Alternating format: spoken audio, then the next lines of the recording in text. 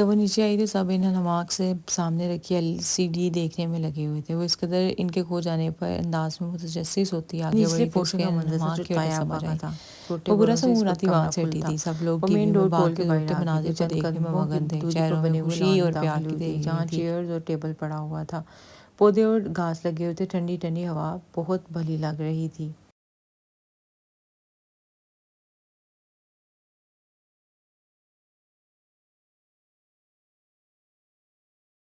تھا دن کو گرمی شدید ہوتی تھی مگر رات کو کچھ زور کم ہو جاتا تھا۔ آج تو ٹھنڈی ہوا چل رہی تھی، اس کے بال اڑ کے اس کے چہرے پر آ رہے تھے۔ طایا ابو نے بہت غلط فیصلہ کیا۔ اس نے بالوں کو کانوں کے پیچھے کرتے ہوئے سوچا اور ایک سرد آہ خارج کی تھی اور ارد گرد کے ماحول کے عصمت مصبوح دورانی کی تن زوجہ ہے بہبک ہو گئی فاطمہ، جو تھی۔ کہ ایک اس دھیمی گھر میں مزاج 2 کی بھائی رہتے خاتون تھے۔ ہے۔ ان کی عصمت 4 دورانی اور اولادیں ہیں، قدیر دورانی۔ عمیر، ماہم، عصمت فہام اور دورانی سخت ملیحہ۔ طبیعت کے مالک پھر تھے، آتے سب ہیں ان سے قدیر ڈرتے صاحب، تھے ان کے سوائے 3 ایک بچے انسان ہیں، کے۔ زیاد، درسمن اور احتشام۔ عصمت دورانی اور قدیر دورانی کی ایک بہن بھی اسی شہر میں مقیم تھی، شہر بانو بیگم، جن کے 3 بچے تھے، فرخ، اور سے چھوٹا حسن BBA کے 4th سیمسٹر میں تھا، اور پھر چھوٹی سی زینیہ جو میٹرک میں تھی۔ عمیر اور ماہم کی شادی ہو چکی تھی۔ ایک عدد مازن نامی پھول عمیر کا آنگن میں مہک چکا تھا۔ ماہم کی شادی اس کے ماموزاد فرخ سے ہوئی تھی، جو اسی شہر میں مقیم ہے۔ ان کی شادی کو بھی 1 سال کا عرصہ ہوا تھا۔ فہام اپنی اسٹڈیز مکمل کر چکا ہے، اب ایک نئی دنیا میں نکل چکا ہے۔ وہ اس خاندان کا ہونہار اور ضدی ثبوت ہے۔ اور پھر باریہ ملیحہ کی، جسے ماسٹرز میں ایڈمیشن لیا تھا احتشام کے ساتھ ہی۔ دونوں ایک ہی سال کا فرق تھا۔ احتشام بڑا تھا مگر اسے مانتا کون تھا، جس پہ دونوں کی لڑائی ہوتی رہتی تھی۔ ضیاء بھائی کی بھی انگیجمنٹ ہو چکی ہے مگر انہیں بھی شادی نہیں کرنی، یہ کہہ کر وہ بچے ہوئے تھے کچھ وقت کے لیے۔ درسمن صاحبہ اپنی اسٹڈیز مکمل کر کے درس تدریس کے شعبے میں آ چکی ہیں، جو ایک نجی کالج میں اپنے فرائض سر انجام دے رہی تھی۔ درسمن کا معمول تھا کہ وہ صبح اٹھ کے یہ وقت پر نماز ادا کر کے گھر کے لان میں چہل قدمی کے لیے نکل آتی تھی، پھر اندر جا کے تائی کے لیے باتوں میں تھوڑا ٹائم گزارتی تھی۔ آج بھی یہی ہوا تھا۔ جب وہ واپس آئی صرف تائی نظر آ رہی تھی، باقی سب سو رہے تھے۔ عمیر بھائی نے آج لیٹ آفس جانا تھا، اس لیے وہ نظر نہیں آ رہے تھے، نہ ہی نرمین بھابھی۔ ملیحہ تو یونی جانے سے 10 منٹ پہلے ہی اٹھتی تھی، اسے نیند بہت پیاری تو رہ گئے فہام دورانی صاحب، تو وہ کل اپنے شوٹ سے ہی لیٹ آئے ہوں گے۔ ان کی صبح بھی کب ہوئی ہے؟ درسمن بڑبڑائی تھی۔ السلام علیکم تائی امی، درسمن نے کہا تھا۔ وعلیکم السلام، کیسی ہے میری رانی بیٹی؟ تائی نے معمول کے مطابق اسے پیار سے کہا تھا۔ ان کو بہت پیاری تھی کیونکہ عصمت دورانی کی اس میں جان تھی۔ درسمن عصمت بھائی صاحب کو شروع سے ہی بہت پیاری تھی، کچھ مزاج بھی ان سے ملتے تھے۔ میں ٹھیک ہوں، طایا ابو نہیں اٹھے ابھی؟ درسمن نے پوچھا تھا۔ اٹھ گئے ہیں، کمرے میں ہیں، دیکھو ذرا ماشاءاللہ تم واک سے بھی ابھی آئی ہو، میری نکمی اولاد ابھی اٹھی ہی نہیں۔ تائی کو ان کی حالت سے سخت چڑ تھی۔ ماما کیوں لوگوں کے سامنے اپنی اولاد کو برا بھلا کہہ رہی ہیں؟ لوگ پہلے ہی سیر ہیں، سوا سیر ہو جائیں گے۔ فہام کہتے ہوئے فاطمہ بیگم کے ساتھ بیٹھا تھا، آنکھیں موندی ہوئی تھی، ٹراؤزر اور شرٹ میں تھا، اس وقت سیاہ بال ماتھے پر بکھرے ہوئے تھے۔ صاف رنگت، دراز قد، ایک مکمل مرد تھا، جس نے پچھلے 1 سال سے انڈسٹری میں دھوم مچا رکھی تھی اور پبلک کو اپنا دیوانہ بنا لیا تھا۔ ہر کوئی فہام دورانی کا گن گاتا تھا، سوائے 2 انسانوں کے، ایک تھی درسمن اور اس کے حامی طایا ابا یعنی عصمت دورانی۔ لوگ کس کو بول رہے ہیں تم وفی؟ میں ماروں گی تمہیں۔ اور آج بہت جلدی آنکھ کھل گئی، رات بھی لیٹ آئے تھے تم، تائی نے درسمن کے بولنے سے پہلے کہا تھا۔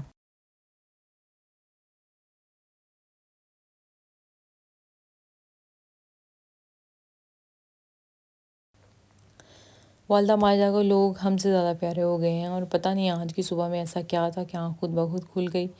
درسمن بولی والی، دل کی صاف و کم گو سی لڑکی تھی، جو زندگی کو سادگی سے گزارنا پسند کرتی تھی، اور زندگی میں زیادہ ہلچل، گلیمر اور میل ملاپ پسند نہیں تھا۔ اس کا اپنا سرکل بھی محدود سا تھا۔ تائی اماں میں اب چلتی ہوں، کالج کی تیاری بھی کرنی ہے، سمن نے کہا تھا اور ساتھ ہی اٹھ گئی تھی۔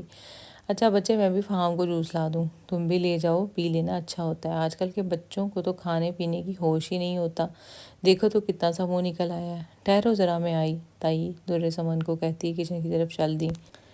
دوسروں کو تمیز کے لیکچرز دینے والے خود تمیز کے تے سے بھی ناواقف ہیں۔ فہام نے سیدھی چوٹ کھڑی درسمن پر کی تھی، جو جانے کو تیار کھڑی تھی۔ فوکس میں اس کا منموہنا چہرہ تھا، نماز کے سٹائل میں دوپٹہ باندھا ہوا تھا، ہلکی سنہری آنکھیں۔ کون سی گستاخی کر بیٹھی ہوں، ترانہ ہی نہ پڑھ دوں میں آپ کی شان میں؟ درسمن نے جھنجھلاتے ہوئے کہا تھا۔ وہ صبح صبح جس بحث سے بچنا چاہتی تھی وہی گلے پڑ گئی تھی۔ نہیں، اب میں ثانی صاحبہ کے قیمتی وقت میں سے صرف 1 سیکنڈ لینے کا اختیار تو رکھتا ہوں نا؟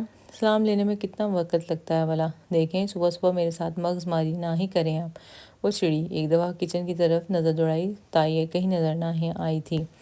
صرف ہمارے تھوڑی یہاں سی زبان زبان لڑانے ہی کے لیے ہلنی جذبات آپ کی چاہیے ہوتے ہیں، محترمہ، جو کہ حقیقی فہام نے دنیا صوفے کے پر نیند واقعات پر دراز ہو کر استعمال میں لائی ساکن اس کے جاتی ہیں۔ بازو رکھے تھے۔ آپ کی طرح نہیں عبدالرحمن زبان کا ہلانے چہرہ آتی صاف جہاں نظر صرف آ رہا تھا۔ عددکاری درکار ہوتی ہے۔ جذبات کے بغیر بھی کام چل سکتا ہے کیونکہ اس کا حقیقی زندگی سے کوئی تعلق نہیں ہوتا۔ اچھا، جذبات تو وہاں بھی درکار ہیں کیونکہ جذبات کے بغیر کوئی اداکار نہیں بن سکتا۔ فہام نے بند ہوتی آنکھوں کو کھولا تھا۔ وہ جذبات جھوٹے ہوتے ہیں محض چند پلوں کے لیے۔ جھوٹ سچ سے آج کے کل کے سے فرق پڑتا ہے۔ سب اداکاری ہی تو کر رہے ہیں، یہاں بھی اور وہاں بھی۔ وہاں صرف ایک اضافہ سکرین کا ہوتا ہوگا، اور ویسے بھی جو آپ کے ہاں فریب ہوتے ہیں نا، ان کو ہی ہم محفوظ کر کے لوگوں تک پہنچا رہے ہوتے ہیں۔ فہام نے طنز میں بال لپیٹ کر واپس کہی تھی۔ دلائل دونوں کے پاس ہی تھے۔ اس سے پہلے کہ بحث طول پکڑتی، تائی اماں یہ لو آ بیٹا گئی جیتی تھیں۔ رہو۔ تائی نے کہا تھا تو وہ بمشکل ان کا خیال کرتے، ایک مسکراہٹ ان کو دیکھ کر چہرے پلاتے سیڑھیوں کی طرف بڑھی۔ جتنا مرضی جوس پی لیں اس کو، پلا لیں اس کو، عقل بھر پھر بھی اس کی باسی ہی رہنی ہے۔ فہام نے صوفے سے اٹھتے ہوئے فاطمہ بیگم کے ہاتھ سے جوس کا گلاس لیا تھا۔ کیوں بچی کو تنگ کرتے ہو، اور پلے سے باندھ دو میری بات یہ کہ لاکھوں میں ایک ہے۔ فاطمہ بیگم نے اس کے کان کو مروڑتے ہوئے کہا تھا۔ سوری، میں کون سا دوپٹہ لیتا ہوں تو پلو کہاں سے آیا؟ وہ شرارت سے کہتا اپنے کمرے کی طرف بھاگا تھا کیونکہ اس کو اپنے کان بہت عزیز تھے۔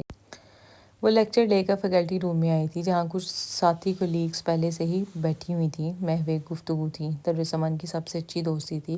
وہ سب بھی اس سے اچھے سے ملتے تھے۔ ایک وجہ یہ بھی تھی کہ درسمن کا ماموں کا کالج تھا جس کا نام ٹاپ کلاس کالجز میں تھا، تو کچھ مینجمنٹ کے کام بھی اکثر درسمن سنبھال رہی ہوتی تھی۔ آؤ درسمن، کیسی ہو؟ الحمدللہ، تم سناؤ؟ خیریت ہے بھئی، یہ کس خوشی میں سب نے گروپ بنا رکھا ہے؟ کیا راز و نیاز ہو رہے ہیں؟ درسمن نے 4-5 لوگوں کو سر جوڑے بیٹھے دیکھا تھا۔ راز و نیاز تو آج کل ایک بندے کے بارے میں ہوتے ہیں، فہام درانی۔ وہ کیا پرسنالٹی ہے اس بندے کی! یہ تھی اس سب سے چلبلی ان کی کولیگ نگین۔ درسمن کو غصہ آیا تھا اس کے ذکر پہ۔ تم آہیں نہ برو نگین اتنی! درسمن تمہیں ملوا دے گی فہام درانی سے، یہ تو اس کی کزن ہے۔ ہاں ہاں، یہ نیک کام کر دو تم میرا سمن، تم لوگوں نے ایویں اس کو ہوا بنایا ہوا ہے، اور نگین کو تو ہر وقت کسی نہ کسی انڈسٹری کا ہیرو کا بخار چڑھا ہوتا ہے۔ یوں نہ کہو اب تم، اس بندے کی ایکٹنگ میں کچھ تو دم ہے۔ کب سے چپ بیٹھی راحت نے بھی تبصرہ کیا تھا۔ تم تو یہ بتاؤ تم ملوا رہی ہو یا نہیں، یا میں خود ہی تمہارے گھر دھاوا بول دوں؟ نگین، مجھے بھی لے چلنا ساتھ، مجھے اس کے گھر کا ایڈریس پتہ ہے، میں بھی آٹوگراف لے آؤں گی۔ میرا بیٹا فہام درانی کی ہوسٹنگ کا بہت فین ہے۔ ہاں، کیڑے تو ایک مجھ میں ہیں، کبھی موقع ملا تو ضرور۔ چلو اب لنچ کرتے ہیں، درسمن نے کہا تھا تاکہ سب کا دھیان ہٹایا جائے اس ٹاپک سے، اور وہ کامیاب بھی ہوئی تھی۔ پتہ نہیں کیا ہوگا اب، درسمن کے ذہن میں مستقبل کے لیے سوچ ابھری تھی۔ وہ جلی بنی گاڑی پارک آ کے ٹفن نکال کے ایک بلند و بالا عمارت کی پارکنگ ایریا سے ایک وسیع لابی میں داخل ہوئی تھی۔ بائیں طرف بنی لفٹ میں داخل ہوئے مطلوبہ فلور کا نمبر دبایا تھا، 5th فلور۔ یہی ایک چیز ادھوری رہ گئی تھی اب لاٹ صاحب کی۔ آج اسے بہت شوق سے بریانی بنائی تھی جو کہ اس کے ہاتھ کی سب کو پسند تھی۔ آج وہ کالج سے جلد لوٹ آئی تھی، کچھ موڈ اچھا تھا تو کچن میں گھس گئی۔ اب ساری شوخی جھنجھلاہٹ میں بدل چکی تھی کیونکہ گھر پہ کوئی نہیں تھا، اور تائی اماں نے اسے کہا تھا کہ فہام کو لنچ دے آؤ، اور وہ چاہ کر بھی منع نہ کر سکی کیونکہ گھر میں اس کے سوا کوئی موجود نہیں تھا۔ ایکسکیوز می، فہام درانی کا کیبن کدھر ہے؟ سارے ہال مختلف حصوں میں بٹے ہوئے تھے۔ ووڈ کے کیبنز بنے ہوئے تھے اور یہاں ورکرز کمپیوٹرز پہ کام میں مصروف تھے، کچھ اسٹوڈیو میں بھی کام کرتے نظر آ رہے تھے۔ جی آپ کون؟ میں ان کی فیملی ممبرز میں سے ہوں۔ یہ لے میرا کارڈ، چاہیں تو آپ ان محترم سے پوچھ لیں جا کے، میں کبھی نہ آتی یہاں، مجھے مجبوری آنا پڑا۔ ان کا لنچ ڈرائیور لاتا ہے، وہ کہیں اہم کام کے سلسلے میں گئے ہوئے ہیں۔ کوئی اور سوال؟ میں اپنا آئی ڈی کارڈ آپ کو دے دیا ہے، اب کیا کروں، گردہ بھی نکال دوں؟ وہ بولنے پہ آئی تو بولتی کہ غصہ کسی اور پہ تھا، نکل ادھر گیا۔ آخری جملہ ہلکا ہی بولا تھا، امید تھی کہ مقابل کی سماعت سے محروم رہی ہو۔ جی میڈم، آپ جا سکتی ہیں۔ اس لائن میں رائٹ سائڈ پہ 3rd کیبن ہے ان کا، لڑکی نے کارڈ لیتے ہوئے کہا تھا۔ Sorry and thanks. سمن کو فٹ میں احساس ہوا تھا، وہ معذرت کرتی کے آگے بڑھ گئی تھی۔ کسی کا دل دکھانا کوئی مشکل اور کام نہیں ہے، آج کل تو یہ کام بہت شوق اور سرعام عام کیا جا رہا ہے، مگر اچھا انسان ہوا جو اپنی حدود کا خیال رکھے اور دوسروں کی عزت کا خیال رکھے، کسی کی عزت نفس کو مجروح نہ ہونے دے۔ سمن آگے بڑھی مگر اندر کا منظر اس کو بھڑکا گیا تھا۔ فہام دورانی ایک ماڈل سی لڑکی اس کے سامنے کرسی پر بیٹھی ہوئی تھی، جینز اور شرٹ میں۔ فہام کے ہاتھ میں کاغذ تھا کوئی، اور ایک ہاتھ میں اس لڑکی کا ہاتھ۔ سمن کو اپنا آپ جلتا محسوس ہوا تھا، اس سے پہلے کہ وہ مڑتی فہام اس کو دیکھ چکا تھا۔ शिट, हमेशा गलत टाइम पर आती हो तुम। वो इस लड़की का हाथ झड़कता दिल में कहता खड़ा हुआ था। समन गुस्से में वापस मुड़ी। एक्सक्यूज़ मी, ये फार्म दुरानी को भेज दें। वो तब से टिफ़िन रिसेप्शन पर रख कर बोली। वो लड़की हैरान इसकी सूरत तक रही थी। क्या चीज़ है ये लड़की? रिसेप्शनिस्ट वो बढ़ाई। समन समन चलो आओ मेरे साथ, कैबिन में जाकर बात करते हैं। इससे पहले कि समन जाती, फार्म ने एक हाथ से उसका हाथ पकड़ा और एक हाथ से टिफ़िन उठाकर उसको अपने साथ खींचा था। मुझे नहीं जाना कहीं, और भी काम है मुझे, ना कि आपकी चाकरियाँ करती रहूँ आके। समन ने हाथ छुड़ाते हुए कहा था।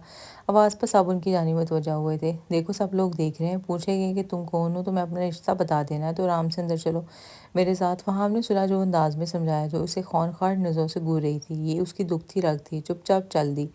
कैबिन में आते ही फहाम ने उसका हाथ से उसने अपना हाथ छुड़वाया था। वो लड़की नहीं थी अब यहाँ। फहाम ने मुस्कुराते उसका हाथ छोड़ा, कर्टन नीचे कर दिए थे। बैठो इधर, मैं हाथ धोकर आया, फार्म ने उसे कहा और इस कमरे के साथ मुल्हिका छोटे से वॉशरूम में घुस गया। दुर्रसमन मजबूरन बैठकर इर्द गिर्द का जायजा लेने लगी। एक दीवार पर फार्म दुरानी के पोस्टर्स लगे हुए थे। दीवार के साथ टेबल पर मुख्तलिफ मौके पर जीते हुए अवार्ड्स, मशहूर सियासी, समाजी और फिल्मी दुनिया के सितारों के साथ तस्वीर भी पड़ी हुई थी। एक तरफ लैपटॉप पड़ा हुआ था, फाइलें भी पड़ी थी, 2 चेयर्स थी, एक सोफ़ा पड़ा था जिसके सामने भी टेबल था। मेरी उस्तानी आज मेरे लिए लंच लेकर आई हैं। वाह, आज तो मेरी ईद हो गई। फार्म ने उसके इर्तिकाज तोड़ा। वो उसके साथ सोफे पर आकर बैठ गया तो टिफ़िन खोला। कुछ देर पहले भी वैसे ईद का सही समा था। दुर्रसमन ने उसको देखते हुए चोट की थी। फार्म ने ब्लू शर्ट पहनी हुई थी, खूबसूरत नैन नकुश, कुछ बाल माथे पर गिरे हुए थे, आज सीने फोल्ड की हुई थी। ओ ईद तो अब हुई है, मेरी माँ बदौलत बिरयानी बना कर लाई है अपने हाथों से। फार्म ने उसके तंज को नज़रअंदाज किया था। समन ने कुटते हुए मुंह फेरा। तुम नहीं खाओगी क्या? मुझे देखकर ही पेट भरना है क्या? फार्म ने प्लेट में बिरयानी निकाल के शरारत से कहा था। वाह वाह, क्या जायका है, दिल कर रहा है कि बनाने वाले के हाथ चूम लूँ। फार्म ने दिल से तारीफ की थी। समन उसकी बात पर थोड़ा सा आगे की तरफ सिरकी थी। अगले ही पल फार्म अपनी कही बात पे अमल कर गया था। समन को तो गोया सांप सूंघ गया था। क्या हुआ, यूं क्यों घूर रही हो? फार्म ने मुस्कुराते हुए पूछा था। समन को उसकी मुस्कुराहट जहर लगी। धोखेबाज इंसान, इस लड़की से भी यही सब कह रहा होगा। बस फिर क्या था, समन को जो नज़र आता गया उसकी तोड़फोड़ शुरू कर दी थी। पहली बारी थी इस सलीके से सजी हुई तस्वीर की, जो कि कुछ टाइम कबल ही वो देख रही थी। इनको गिराया था, फाइलों के कागज़ उड़ा दिए थे। सब बहुत हंसी आ रही है ना अब से ज़रा। समन को उसके इत्मीनान पर फिर जोश आया था। वाई थी लगे पोस्टर्स की, जिस पे चंद एक नए प्रोजेक्ट की तशहीरी पोस्टर्स थी जिसमें फार्म था और चंद इसके अकेले के क्लियर स्माइल के साथ तस्वीरें। तशहीरी पोस्टर तो सब ज़मीन हो गए, पोस्ट हो गए थे, मगर फार्म की तस्वीरें बच गई थी। टेबल का दरवाज़ा खोला और अंदर मौजूद तस्तरी सामान की चीज़ें फेंकना शुरू कर दी थी। फान अपनी बिरयानी ख़त्म करके उसके पास आया था। इत्मीनान से बैंड की जेबों में हाथ डाले खड़ा था। समन का इस सारी कार्रवाई से सांस फूली थी। वो सोफे की तरफ लपकी और अपना बैग उठाया था। दुर्रसमन दरवाज़ा खोलते ही फार्म की संजीदा सी आवाज़ आई थी। समन के कलेजे में गोया ठंड पड़ गई थी कि अब तो गुस्सा आया। दूसरों की बात पर कान ना धरता, जो मर्जी कही जाए। अब मज़ा आया कि किसी की बात को मजाक में उड़ाए तो कितना दुख होता है। भड़केगा और मैं हंसती चली जाऊंगी। वो दिल दिल में खुश हुई थी। उसकी आवाज़ में पलट के 2 कदमों के फासले पर खड़े फहाम को देखा, जिसका चेहरा बहुत ही संजीदा था। ज़रूर कोई सख्त अल्फाज कहेगा। फरमाएं अब, समन ने देर में मुस्कुराते हुए कहा था। मुकाम्मल ने बड़े जानलेवा अंदाज में दाई आंख दबाई थी, दिलकश मुस्कुराहट के साथ। समन को यह हरकत और भड़का गई थी। इसे दोनों मुठ्ठियां बंद करते हुए गुस्से से किसी चीज़ की तलाश में दाएं बाएं देखा, मगर कुछ ना मिला। और उसकी तरफ बड़ी और फासला ख़त्म करते हुए बोली यू, और दोनों हाथों से उसके बने हुए बालों का हश्र नशर कर दिया और जलते दिल के साथ बाहर निकल आई थी। वो मुस्कुराते हुए बालों में हाथ फेरता हुआ बाहर आया था। उसको देखा जो जलती भुनती जा रही थी।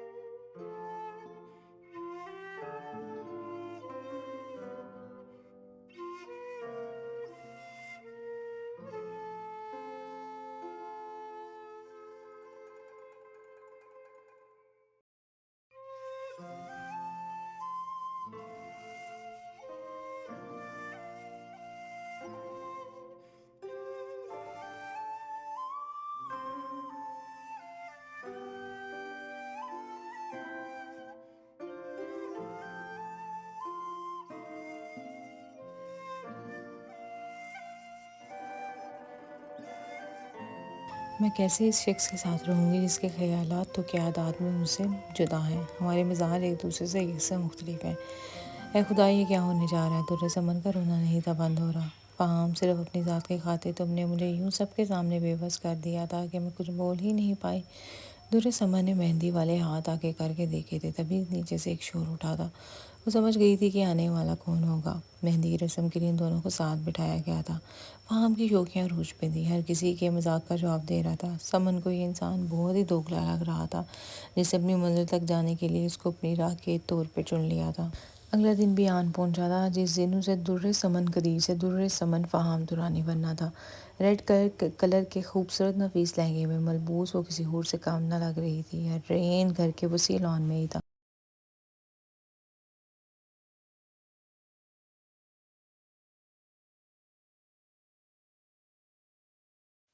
سب ہنگامے زوروں پر تھے، ہنسی مذاق ہو رہا تھا، نکاح کا وقت ہو گیا تھا۔ در سمن نے آنسوؤں کو اندر اتارتے ہوئے نکاح نامے پر سائن کر دیے تھے۔ ہر طرف مبارکباد کا شور اٹھ گیا تھا، ہر کوئی خوش تھا۔ کھانے کے بعد دلہن کو سٹیج پر لایا گیا تھا۔ رسموں کے بعد رقصی کا شور اٹھ گیا تھا۔ طاہر عباس سٹیج پر آئے تھے، فہام و در سمن دونوں اٹھ گئے تھے۔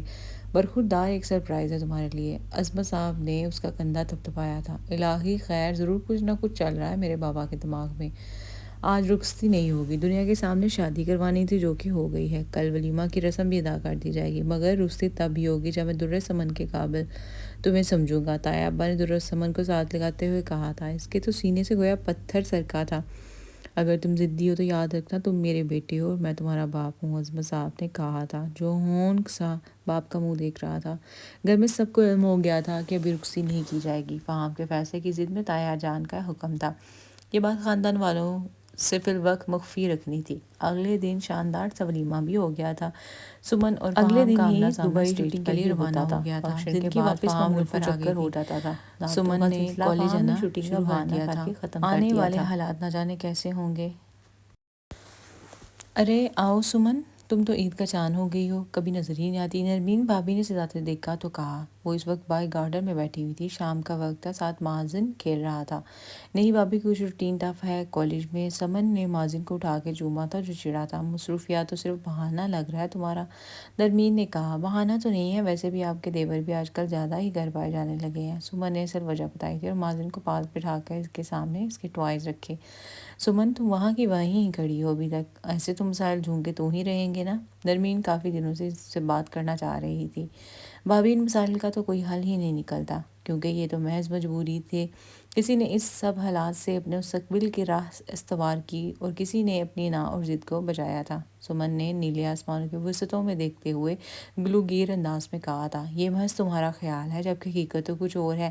نرمین بھابی نے اس کی بات کی نفی کی تھی۔ خیال تو تب ہوتا نا جب سب کچھ مجھ سے پوشیدہ ہوتا، میں ہر سچائی سے ناواقف ہوتی، مگر یہ سب تو میری آنکھوں کے سامنے طے پایا ہے، میں بھی عینی شاہد تھی۔ در سمن نے تڑپتے ہوئے بھابی کی طرف دیکھا تھا۔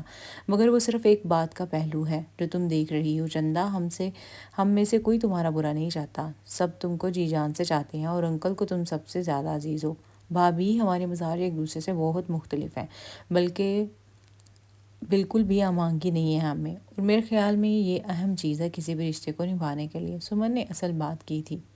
یہ بات اپنی جگہ ٹھیک ہے، مگر اتنی اہم بھی نہیں کہ اس کو بنیاد بنا کر تم اپنے آپ اور اپنے سے وابستہ لوگوں کو دکھ دے رہی ہو، نرمین بھابی نے سمجھایا تھا۔ بھابی، مجھے یہ نہیں پتا کہ میری زندگی میں آگے کیا ہونے والا ہے۔ میں ایک الگ مزاج کی ہوں جبکہ وہ ایک الگ مزاج کے ہیں، مطلب کیسے ہوگا سب کچھ؟ بعد کی زندگی تو اور بھی کٹن ہو جائے گی۔ سمن نے اپنا جواز پیش کیا تھا، کیونکہ وہ آج اس سے اتنا بچ کے رہتی تھی، کل کو اس کے ساتھ ہی رہنا تھا۔ وہ دن آج بھی مجھے لمحہ بہ یاد ہے جس دن میری ذات کو شرط بنا کر فہام کے مستقبل کی بنیاد رکھی گئی تھی۔ میں تو محض فہام کا مہرہ تھی، اس کا مقصد حاصل کرنے کے لیے۔ میں تو ایک احتیاطی تدابیر تھی جو کہ آگے کے حالات کے لیے اختیار کی گئی تھی، ایک بند جو باندھا گیا تھا تاکہ کل کو فہام کہیں طاہر جان کی خواہشات کے خلاف جا کر اپنی زندگی میں کسی اور کو داخل نہ کر لے جو ہمارے ماحول سے مطابقت نہ رکھتا ہو۔ سمن نے کہا تھا۔ سمن، میں یہی کہوں گی کہ تم حد سے زیادہ بدگمانی کا شکار ہو رہی ہو۔ اس سے پہلے کہ سمن کچھ کہتی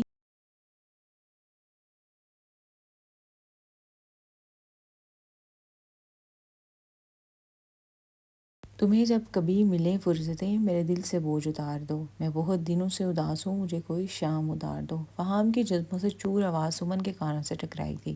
اس کے الفاظ سے سمن کے گال سرخ پڑ گئے تھے۔ فہام سمن کے ساتھ ہی بیٹھ گیا تھا۔ کیمل کلر کی شرٹ اور بلیک پینٹ میں ماحول پر چھایا ہوا تھا۔ محبت پاش نظروں سے وہ سمن کے چہرے کو تک رہا تھا۔ ماتھے پر بال بکھرے ہوئے تھے اور وہ گھاس پر سمن کے ساتھ بیٹھا ہوا تھا کہ دونوں کے کندھے ٹکرا رہے تھے۔ سمن نے ایک نظر اسے دیکھا تھا، پتہ نہیں ایسا کیا تھا اس کی نظروں میں کہ وہ فوراً نظریں ہٹا گئی تھی، ذرا فاصلہ پیدا کرتے ہوئے پیچھے ہٹی تھی۔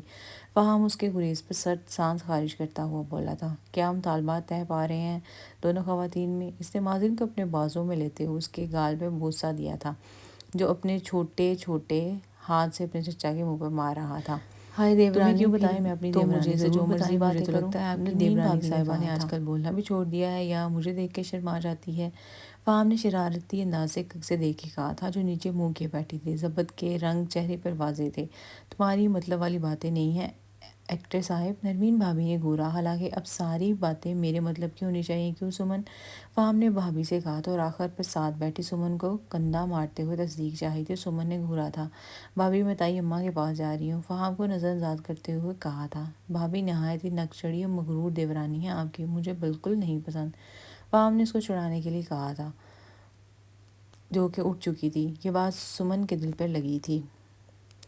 مسٹر فہام درانی، یہ بات میں پہلے سے ہی جانتی ہوں۔ چند لہجے کو فہام کی بات پہ رکی، دل کیا کہ کوئی سخت الفاظ کہے یا اس سے آج اپنے رشتے کا ہی پوچھ لے کہ کیا حقیقت ہے اس کی، مگر وہ سر جھٹکتے اندر چلی گئی تھی۔ وہ رات کا گیا شوٹ سے فارغ ہوتے ہوئے اسے صبح کے 8 بج گئے تھے۔ گاڑی سے نکل کے وہ اندر کی طرف جا رہا تھا جب نظر لائٹ یلو کلر اور وائٹ امتزاج کے ڈیزائن والے کرتے اور بلو جینز میں ملبوس کھڑی سمن پر پڑی۔ ہاتھ میں گھڑی بندھی ہوئی تھی، بالوں کو پونی میں قید کیا ہوا تھا، دوپٹہ سر پر تھا، ہاتھ میں فائلز اور بیگ تھا۔ آج خلاف معمول جوگرز میں تھی، موبائل کان کو لگائے وہ کسی کے ساتھ زیر بحث تھی۔ میری اسانی کو کس نے تنگ کر دیا صبح صبح؟ ادھر دو مجھے فون میں لوں خبر۔ چلیں فہام میں نکلنے اس کے لگی ہوں، سامنے آگے کھڑا بتاتی ہوں، کہہ رہا آپ تھا۔ آغا سر کو گا کر دیں۔ سمن نے ایک جھکتی نظر فہام پر ڈال کے بات فون پر سمیٹی اور اگلے ہی پل بند کر دیا۔ السلام علیکم۔ سمن سلام جھاڑ کے آگے بڑھی، اس بار بھی سلام نہ کرنے کا طعنہ نہ مل جائے تو سلام کر دیا۔ واہ، بہت جلدی سیکھ لیتی ہیں مسز سمن۔ وعلیکم السلام، جیتی رہیں، سدا سہاگن رہیں۔ چلو سلام ہو گیا، پیار رہ گیا، اس نے کہتے اس کے گرد بازوؤں کا گھیرا ڈالنا چاہا۔ فہام کی آنکھیں نیند کے زور سے سرخ ہو رہی تھیں۔ نیند آپ کے حواسوں میں سوار ہے، میرے خیال میں جا کے نیند پوری کریں، ورنہ ہم ہوش میں نہیں ہیں کہ آپ کیا کہہ رہے ہیں۔ حواس میں دیکھ کے کھو جاتے ہیں، یہ سمجھ لو۔ فہام نے اس کے تپے چہرے کو اتنی نیند سے بوجھل آنکھوں سے دیکھتے ہوئے کہا تھا، ادھر ادھر دیکھیں، یہاں کوئی کیمرہ نظر آ رہا ہے کیا؟ نہیں نا، تو یہاں کسی ڈرامے یا فلم کی شوٹنگ نہیں ہو رہی، تو ان ڈائیلاگ سے پرہیز کریں۔ تم ادھر ادھر نہ دیکھو، ادھر دیکھو بس۔ فہام نے اپنی شہادت کی انگلی کو اپنے سینے کے بائیں سائڈ پر رکھتے ہوئے دائرہ بنایا۔ فہام سمن کو اس کے پروفیشن سے تایا جان کی طرح ہی چڑ تھی۔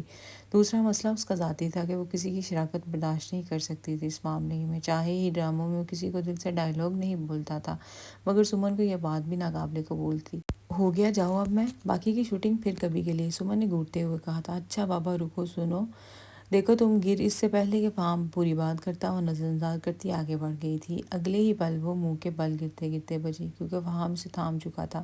دیکھ کے ابھی گر جانا تھا، وہ اسے سیدھا کرتے ہوئے بولا تھا۔ اس کے جوگرز کے تسمے ٹھیک نہیں تھے بندے، ہونا کیا تھا پھر جو شروع سے ہوتا آیا ہے، اسے بچپن سے لے کر آج تک تسمے نہیں باندھنے آئے تھے، چھوٹے ہوئے بھی یوں ہی گرتی تھی، آج بھی یہی۔ تسمے ٹھیک سے نہ بندھنے کی وجہ سے ایک دوسرے شوز کے نیچے آ گئے تھے، وہ گرتے گرتے بچی۔ میں اس سے پہلے سمن کچھ کہتی، فہام گھٹنوں کے بل بیٹھا تھا اور اس کے شوز کے تسمے باندھنے لگ گیا۔ سمن کے سامنے بچپن کا منظر آن ٹھہرا، اکثر بھاگتے بھاگتے اس کے لیسز کھل جاتے تو ٹھیک نہیں بندھے ہوتے تو فہام باندھتا تھا۔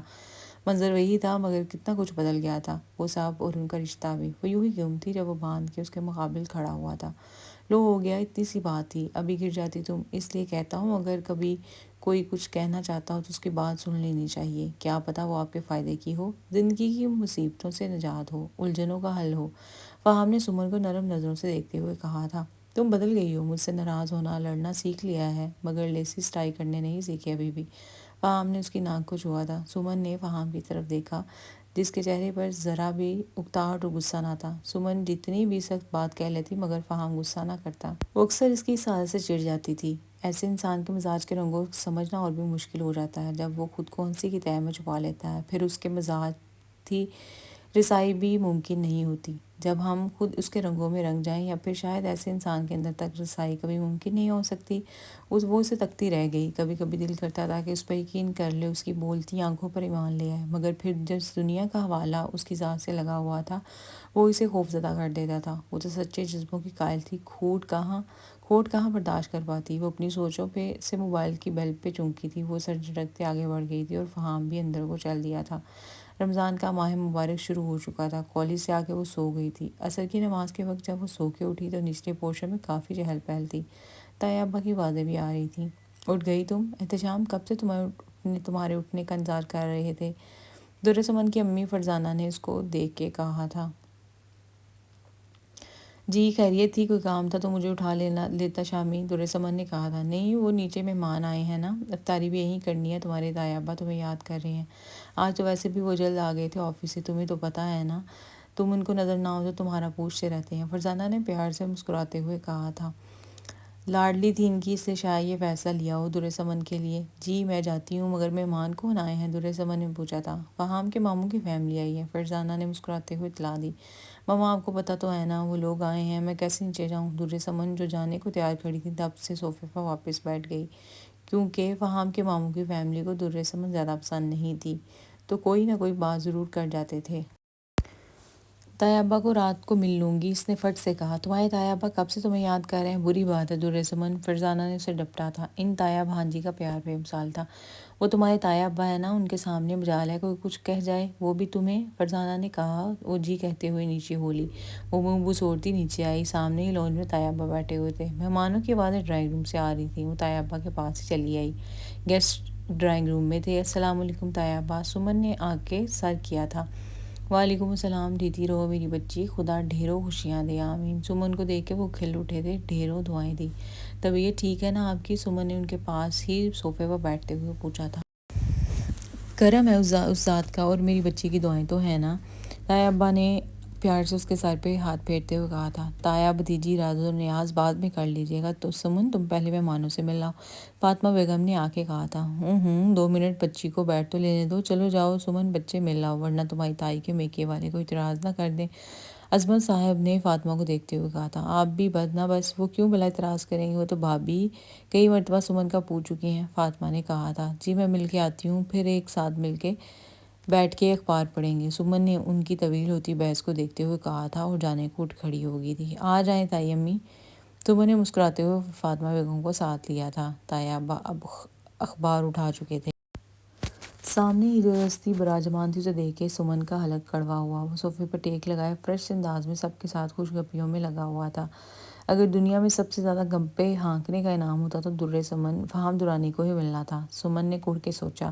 سمن نے فہام کی مامی کو سلام کیا۔ ملیحہ اپنی کزن ختیجہ کے ساتھ راز و نیاز میں لگی ہوئی تھی، جو اس کی ہی ہم عمر تھی۔ فہام اور 15 سالہ علایا اور 8 سالہ جبران فہام کے ارد گرد بیٹھے ہوئے تھے، ان کے سامنے ہی صوفے پر ممانی شائستہ براجمان تھی۔ وعلیکم السلام، آؤ بھائی، تم تو بہت انتظار کرواتی ہو، عظمت بھائی کی چہیتی ہونے کا پورا فائدہ اٹھا رہی ہو تم تو، شائستہ نے آتے ہی طنز کیا تھا۔ سمن اس طنزیہ گفتگو سے کتراتی تھی، ان کو عادت ہے انتظار کروانے کی ممانی۔ فہام نے بھی گفتگو میں حصہ لیا، سمن جو پہلے ہی شائستہ کی بات پر رنجیدہ ہوئی تھی، فہام کی بات پر دل بھر آیا۔ بھابھی سمن کے سر پہ کالج کی ذمہ داری ہے ماشاءاللہ، کچھ دیر پہلے ہی لوٹی ہے، اب ظاہر ہے نا بچوں نے بھی آرام کرنا ہوتا ہے نا، وہ ویسے بھی اپنے تایا ابا کے پاس بیٹھی تھی، فاطمہ نے کہا، اور سمن کو لے کر فہام کے ساتھ والے صوفے پر بیٹھ گئی۔ سمن اپنی گود پر دھرے ہاتھوں کو دیکھ رہی تھی۔ فہام بھائی نیکسٹ کوسچن آپ سے، آپ کا پسندیدہ کلر کون سا ہے، علایا جو ہوسٹ بنی فہام کا انٹرویو کر رہی تھی فہام سے پوچھا۔ فہام نے ایک نظر ساتھ والے صوفے پر بیٹھی سمن کو دیکھا، لائٹ گرین کلر میں ملبوس وہ بہت پیاری لگ رہی تھی، چہرے پر معصومیت کا رنگ سب رنگوں سے زیادہ واضح تھا۔ آئی لو گرین کلر بساختہ فہام کے منہ سے نکلا تھا، جس پر ملیحہ کا قہقہہ پڑا تھا۔ سمن بھی چونکہ جب غور کیا تو پتہ چلا وہ اس رنگ کا سوٹ پہنے ہوئے ہیں، اسے ایک نظر فہام کو برا لگتا ہے، ابھی یہ کلر پسند آیا کیوں فہام؟ ختیجہ نے بھی حصہ لیا۔ جو مرضی سمجھ لو اب تم لوگ، فہام نے کندھے اچکائے، اس کے انداز پہ سمن کو شدید غصہ آیا۔ مکار، 2 نمبر، فراڈیا انسان، سارے فیوریٹ کلر بتا دیں، اور جو نہیں پسند وہ بھی، علایا نے ایک اور سوال داغا۔ نام پسندیدہ تو میرے پیچ، پنک، بلیک اور ریڈ، فی الحال یہی ہیں۔ فہم نے بات سمیٹی تھی۔ فہم کو پتا تھا اب اس بات کا رد عمل کیا ہونے والا تھا۔ اس نے دل ہی دل میں خود کو شاباشی دی تھی۔ ملیحہ کو بھی سمجھ آ گئی۔ تائی اماں آئیں کچن میں افطاری کا تیاری دیکھ لیں۔ سمن نے یہاں سے نکلنے کے لیے کہا تھا۔ چلو، ملیحہ بہن کے ساتھ نرمین کچن میں ہی ہے۔ فاطمہ بیگم نے ملیحہ کو بھی کہا تھا۔ یہاں کی محفل کافی دیر تک چلتی رہنی تھی۔ رمضان شروع ہو چکا تھا۔ سمن، نرمین اور ملیحہ شاپنگ سے لوٹی تھیں۔ روزے میں شاپنگ کر کے برا حال ہو چکا تھا۔ فرزانہ بیگم بھی نچلے پورشن میں ہی تھیں۔ سب وہیں بیٹھ گئے تو شاپنگ دیکھنے لگ گئے تھے۔ فاطمہ اور فرزانہ نے جب سمن کی شاپنگ دیکھی تو حیران رہ گئی تھیں۔ سمن بچے، یہ تمہاری شاپنگ صرف 3-4 رنگوں تک ہی کیوں محدود ہے؟ بمشکل کوئی اور رنگ مل رہا ہے، وہ بھی کوئی ایک آدھ ڈیزائن میں۔ فاطمہ بیگم نے اس کے ساری شاپنگ، جو کہ کل 6 سوٹ ہوں گے، صرف 4 رنگوں کے تھے، حتیٰ کہ کمبینیشن بھی انہی میں سے کسی رنگوں کا تھا۔ 1-2 سوٹ دیکھ کر تو ان کو یہ بھی گمان ہوا تھا کہ صرف رنگ کو لے کر پسند کیے گئے ہیں، کیونکہ ڈیزائن بھی کچھ خاص نہ تھے۔ تائی امی، پیچ، ریڈ، بلیک اور پنک، یہ سب بہت اچھے لگتے ہیں، یہ کلر مجھے بہت پسند ہے، سمن نے فخریہ انداز میں کہا تھا۔ اندر آتے فہم کو یہ بات صرف نہ سنائی تھی بلکہ سمجھ بھی آئی تھی۔ وہ اکثر ساری کی لہر اس کے اندر دوڑ گئی تھی۔ ممو، آپ کی بہو میرے رنگوں میں رنگنے لگ گئی ہیں، رخصت کا انتظام کر لیں، اس عید پہ ہی، فہم نے اندر آتے ہوئے شوخ لہجے میں کہا تھا۔ سمن نے غصے اور ناسمجھی سے اس کی طرف دیکھا۔ دیورانی صاحبہ، یہ میرے دیور کے فیورٹ کلر ہیں پگلی، تو پھر ہاں سمجھے، نرمین بھابی نے بھی شرارت سے کہا تھا۔ اسے اب بات سمجھ آئی تھی کہ فہم نے کس چلاکی سے اپنے فیورٹ کلر منگوائے، اور وہ صدا کی سیدھی اس کی باتوں میں آ گئی تھی۔ وہ غصے سے اٹھی اور اوپر چل گئی۔ سب ہنس دیے۔ ملیحہ ایک خوش شکل لڑکی تھی۔ ملیحہ کا شمار صحت مند ترین انسانوں میں ہوتا تھا جس پر زیادہ ہی گوشت چڑھا ہوتا ہے، اور اس بات پہ احتشام اور ملیحہ کی لڑائیاں صبح شام ہوتی تھیں۔ ابھی بھی جب شامی نیچے آیا جوس کے ساتھ بیٹھی انصاف کر رہی تھی، ساتھ ٹی وی دیکھنے میں مصروف تھی جہاں فہم کا انٹرویو آ رہا تھا۔ سب مرد حضرات تراویح کے لیے جا چکے تھے سوائے اس نکمے کے۔ ملیحہ کو دیکھ کر وہیں رک گیا۔ اے گوشت کے ڈھیر، کچھ ہم غریبوں کے لیے بھی چھوڑ دو زمین پہ۔ شامی کی زبان پہ کھجلی ہوئی تھی۔ ارے چھوڑی ہے نا، گھاس کھاؤ جتنی مرضی۔ موٹی، تمہارا کیا مطلب ہے؟ میں کیوں گھاس کھاؤں گا؟ میرے بھولے کزن گدھے گھاس ہی کھاتے ہیں۔ ملیحہ نے اطلاع دی تھی۔ تمہاری آنکھوں پہ چربی چڑھ گئی ہے، جو تمہیں اتنا ہینڈسم لڑکا نظر نہیں آتا۔ ارے اللہ، ارے خوش فہمیاں، اب مجھے موٹی نہ بولنا یو گینڈے، ملیحہ نے ناک سے مکھی اڑانے والے انداز میں کہا۔ موٹی اسے حقیقت کہتے ہیں، شامی نے دو بدو کہا تھا۔ موٹی کہنے پر ملیحہ کو تپ چڑھی تھی۔ ملیحہ نے ایک تیز نظر اس پہ ڈالی، پھر پاس پڑا جوس سے بھرا گلاس اٹھایا اور سیدھا شامی کے منہ پر پھینکا۔ مینگو جوس شامی کے آنکھوں، گالوں اور ہونٹوں سے نیچے بہہ رہا تھا۔ ملیحہ، بچ جاؤ مجھ سے اب، شامی نے اسے کھا جانے والی نظروں سے دیکھا۔ اس سے پہلے کہ وہ اپنا بچاؤ کرتی، شامی نے پاس پڑا کیچپ اٹھایا اور اسے دبوچ کے واپس اس کی جگہ پر بٹھایا۔ سارا کیچپ پاؤچ سے نکال کر اس کے سر پر ڈالا اور اب اسے چہرے اور بالوں پر لیپ کر رہا تھا۔ ملیحہ چیخیں مار رہی تھی۔ ان کی آواز سن کے نرمین بھابی آئی تھی۔ فرزانہ اور فاطمہ گھر پہ نہیں تھیں۔ ان کی حالت دیکھ کر نرمین کا اپنا کہکا چھوٹا تھا۔ ان کو خاک منع کرتی۔ بس کر جاؤ شامی، اف خدایا، اس کا حال دیکھو ذرا۔ نرمین بھابی نے ہنستے ہوئے شامی کے ہاتھ سے پیکٹ پکڑا۔ تم بالکل جنگلی گینڈے ہو۔ ملیحہ سے جب کچھ نہ بن پایا تو غصے سے چیخی۔ ملیحہ کی حالت کیچپ میں لت پت ہو کے عجیب ہو گئی تھی۔ میں بھولی نہیں ہوں، یاد رکھنا، جاتے جاتے کہہ گئی تھی۔ ہاں تو میں کب چاہتا ہوں کہ تم بھول جاؤ، شامی نے ایک اور ادا سے کہا تھا۔ سدھر جاؤ تم شامی، نرمین نے اس کا کان مروڑا۔ آج احتشام گھر نہیں تھا، آج وہ کسی دوست کے گھر گیا تھا، تو ملیحہ کو یہی شاندار موقع لگا 2 دن پہلے والے کیچپ اور جوس کی جنگ کا بدلہ لینے کا۔ مما، میں ذرا اوپر جا رہی ہوں چچی پاس۔ چھلاوا نہیں ہے، ہر جگہ کتنا سکون ہے۔ ضیاء اور چچا آفس گئے تھے۔ سمن کالج اور چچی اپنے ہی کمرے میں ہوں گی، اسے نظر نہیں آ رہی۔ وہ چپ چاپ دشمن کے مورچے کی طرف بڑی، دروازہ کھولا، لائٹ آن کی۔ کمرہ سلیقے سے سجا ہوا تھا، ہر چیز طریقے سے اپنی جگہ پہ تھی، صاف ستھرا چمکتا کمرہ۔ شامی صفائی پسند تھا، ہر روز ماسی کی صفائی کے بعد وہ خود بھی روم سیٹ کرتا تھا۔ یہ بات ملیحہ کو اچھی طرح معلوم تھی۔ وارڈروب کھولی تو اس کے کپڑے سلیقے سے پڑے ہوئے تھے۔ چل شاباش ملیحہ، جلدی کر، ٹائم کم ہے، مقابلہ سخت۔ ملیحہ نے پھر دھاوا بولا تھا۔ ٹھیک 10 منٹ بعد کمرہ کھنڈر کا روپ دھار چکا تھا، ہر چیز اتل پتل کر دی گئی تھی۔ ہینگ کیے ہوئے کپڑے اپنی حالت زار پر ہو رہے تھے، کوئی بیڈ کے نیچے، کوئی واش روم کے ڈور کے پاس۔ بیڈ شیٹ تار پھینکی، تکیوں کی روئی سے بھی وہ کھل کے کھیلی تھی، جوتوں پر بالٹی ڈال کے انڈیلی اور ان کی گرمی دور ہو سکے۔ پردے الٹ پلٹ کیے، جب کچھ کو سکون ہوا تو ہاتھ صاف کرتی باہر نکلی. ارد گرد دیکھا کوئی بھی نہ تھا. سینے پہ ہاتھ مارتے ہوئے خود کو شاباشی دیتی براوو کہتی نیچے کو لپکی. اب اسے احتشام کے آنے کا انتظار تھا. ہیلو موٹی. شام کو افطاری سے کچھ دیر پہلے شامی کی واپسی ہوئی. اوپر جاتے جاتے اسے چھیڑنا نہ بھولا تھا جو ٹیبل لگا رہی تھی. او ہیلو مسٹر احتشام درانی. ملیحہ نے عزت سے جواب دیا. شامی کو جھٹکا لگا. خدا نہ خواستہ آج تمہاری طبیعت تو نہیں ٹھیک؟ جی الحمدللہ میں ٹھیک ہوں، اور اگر آپ کو نظر آ رہا ہے تو میں ٹیبل پر افطاری لگا رہی ہوں. کسی کو ڈسٹرب کرنا مناسب بات نہیں. ملیحہ چند منٹ پہلے یاد کیا فلسفہ جھاڑ کے پھر اپنے کام میں گم ہو گئی تھی. شامی چند پل وہیں کھڑا بے یقینی اور یقین میں جھولتا اوپر چل دیا تھا. ٹھیک 1 منٹ بعد شامی کی چیخ گونجی تھی درانی ہاؤس میں. احتشام کو منٹوں میں سمجھ آ گیا تھا پھر کیا ہونا تھا. شام پیچھے پیچھے اور ملیحہ آگے آگے. سارا درانی ہاؤس ملیحہ کے کہکوں میں گونج رہا تھا. دوسرا عشرہ ختم ہونے والا تھا. نیچے پورشن میں آج رونق لگی ہوئی تھی. ماہمن فرخ آئے ہوئے تھے. احتشام بھی آج نیچے ہی افطاری کر رہا تھا.